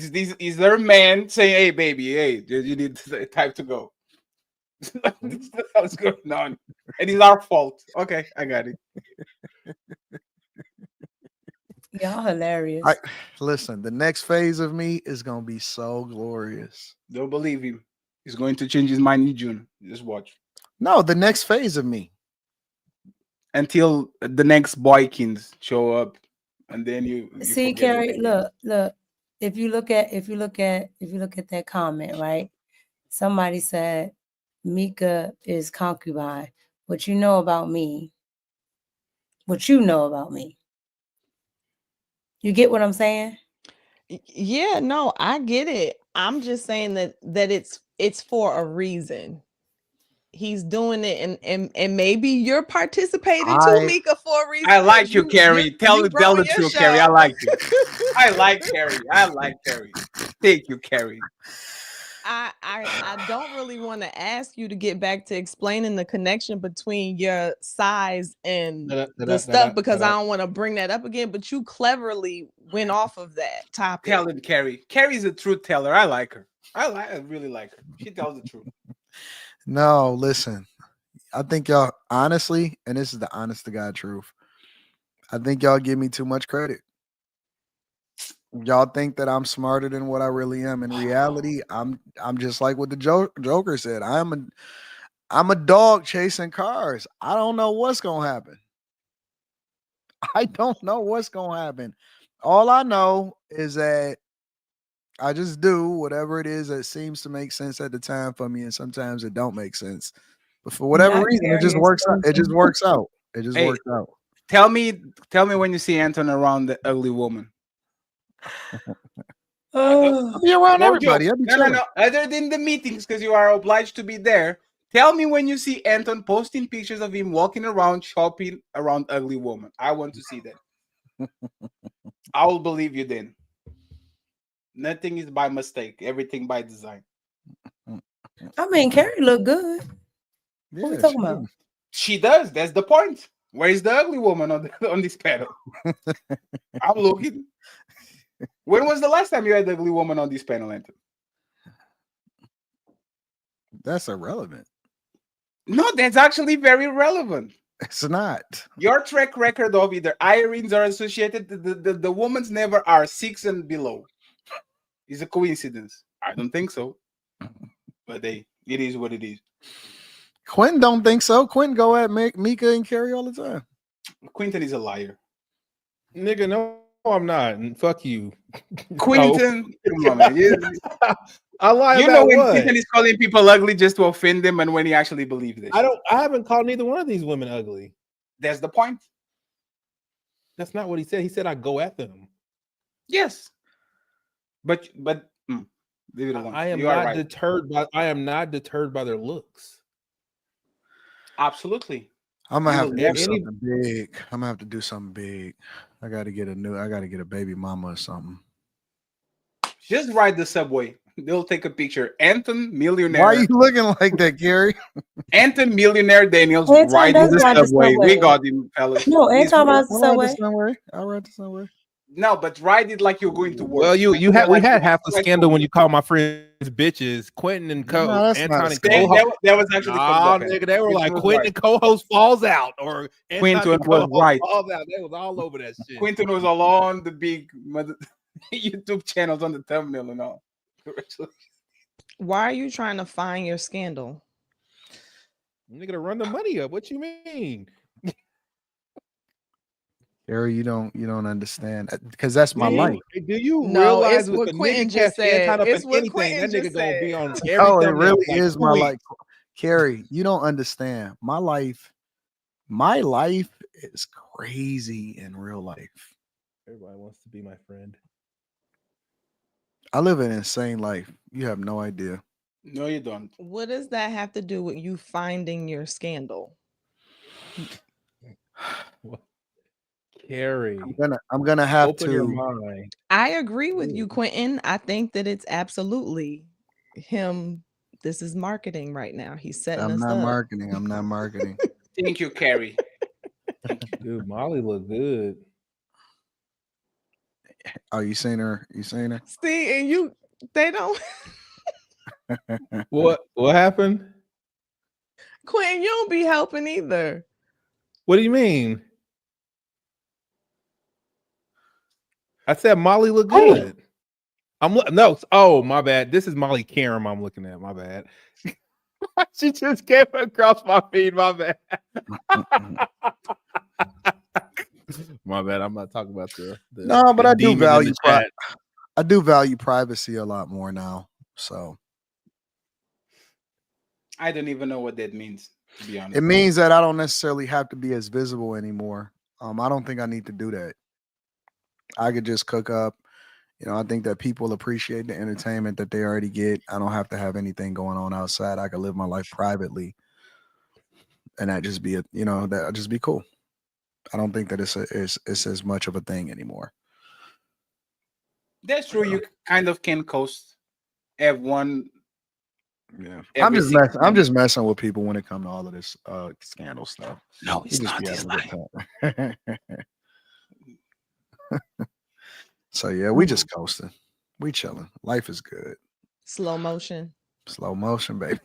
Slow motion for me, moving slow motion for me. Slow motion. Like that. She working. I do have a crazy life though. That is true. How is that crazy, Anthony? Actually, it looks very boring.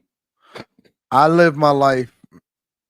Mika probably knows what my life is like a little bit more. I live my life like a rock star. I genuinely do. Wow. I do.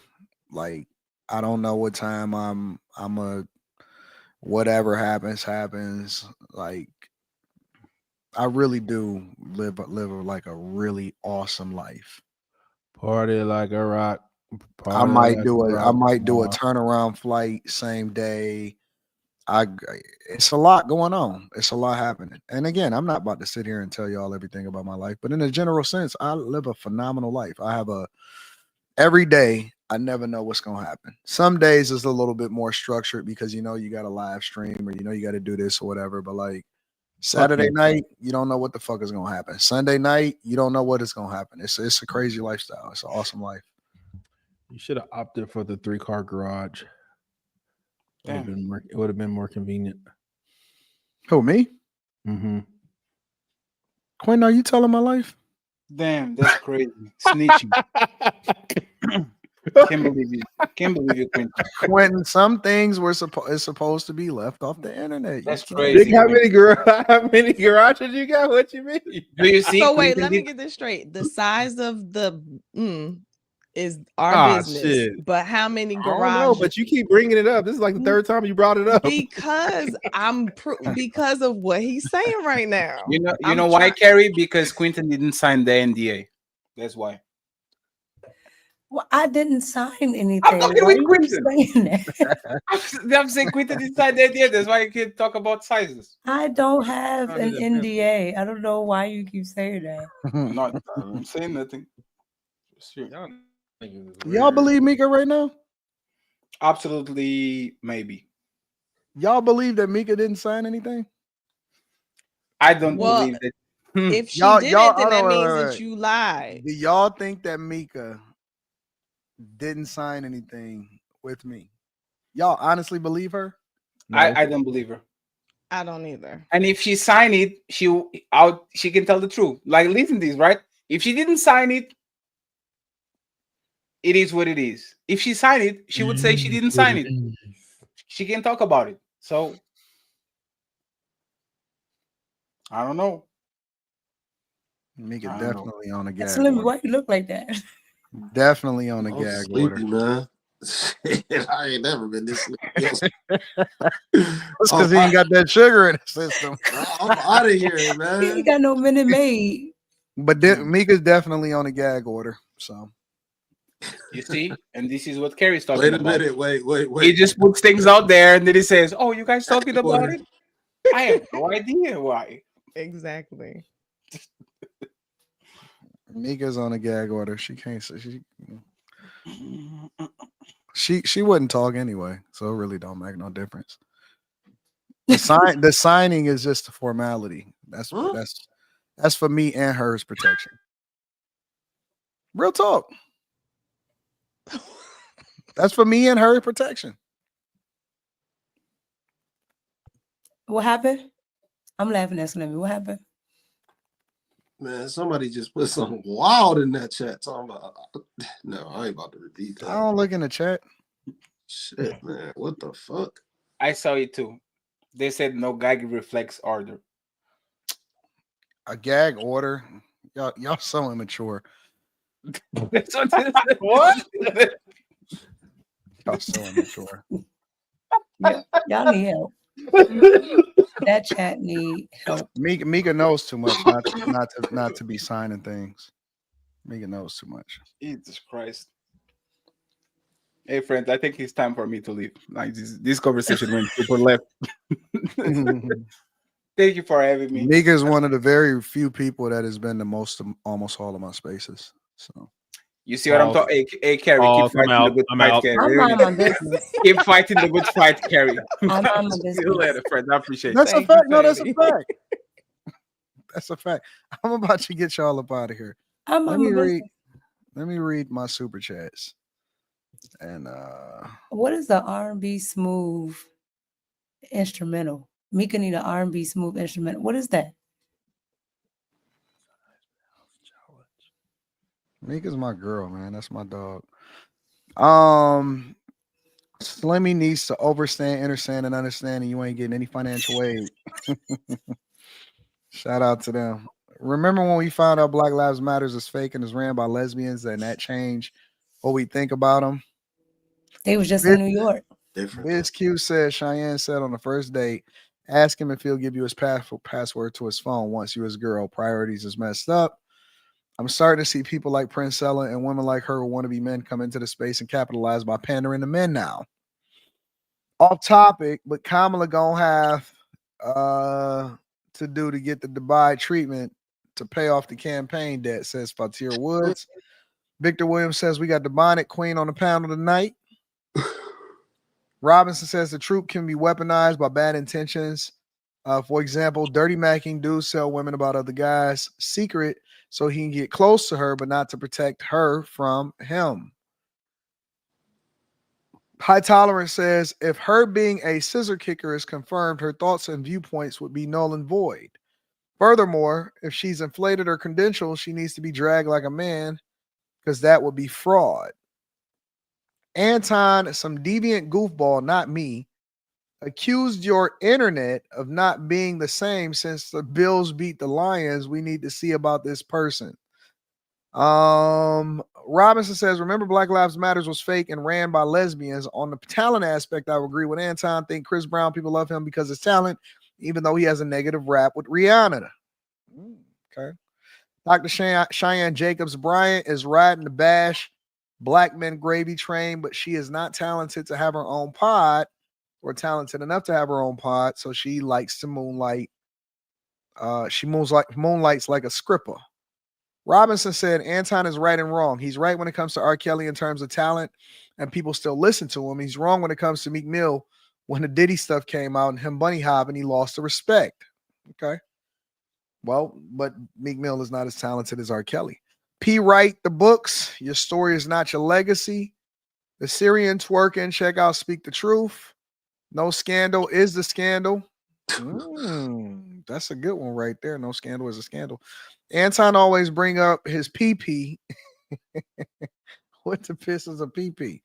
As an example, and then he blushes too. What is blushing? Stop. Somebody said that yesterday. That was Not Robinson Anton that said trying to that. talk, not trying to justify talking about his piece. Q like look like a hairless aardvark. What? Quentin need a "What You Mean" shirt made. What you mean? What you mean? That's what Quentin said it all the time. Anyways, any final thoughts before we wrap it up, ladies and gentlemen? This is a good show. I'm toast, man. My apologies. I'm toast though, man. Yeah, you look toast, so it is cool. We all be toast at some point. Any final thoughts? Anybody else before we go ahead and end this live stream? Oh yeah, no. Don't listen to Bow Wow, man. I don't give a fuck what happened. Don't listen to that nigga, man. That nigga don't know shit. First of all, it's not a PP and it's not a wee wee. It's a dude. That comment That took is me out. not. Oh, And Carrie, it's not a penis. it is a penis. It's not a. It's a penis. Chill out. The white people like That to is say the cock. White people used to like to correct say way of saying it. No, white people like to say cock. White people like to say chode.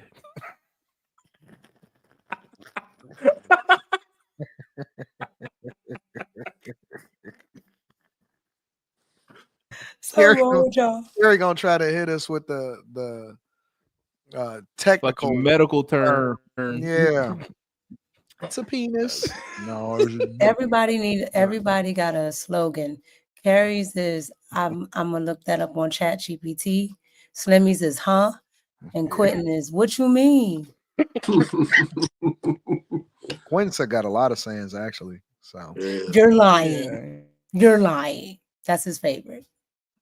Yeah, Quentin got a lot of them. Shout out to the lead and Ava, says DS. Shout out to the lead and Ava. I appreciate you. All right. Well, I guess that's what it is. I guess that is it.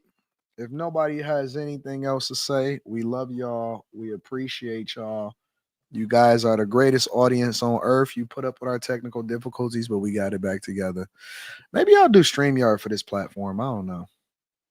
Yeah, I like this. Y'all like StreamYard? Y'all like Yeah, StreamYard? I don't want to listen to niggas. I just do like this. Yeah, I could get off my camera. No, but it's easier. The other thing is though, like we didn't have as much, stuff moving across the screen. Oh my god, that was the only Anton, thing. come on back to stream, y'all. Come on back, Slimmy. Oh yeah, I gotta say this for the word. Fuck Chandler. Oh, come on. Someone was beefing with an 11-year-old. This is insane. 8. I caught that today. I watched the playback of one of the clips that Anton put up, and he was like, F Chandler. I was like, what? I didn't hear that last night. He said it last night. I gotta get Mika her updated NDA for 2025. And then we're gonna get it popping. Listen, we love y'all. We appreciate y'all. Be hollering at y'all later. Peace, y'all. Good night. What the fuck?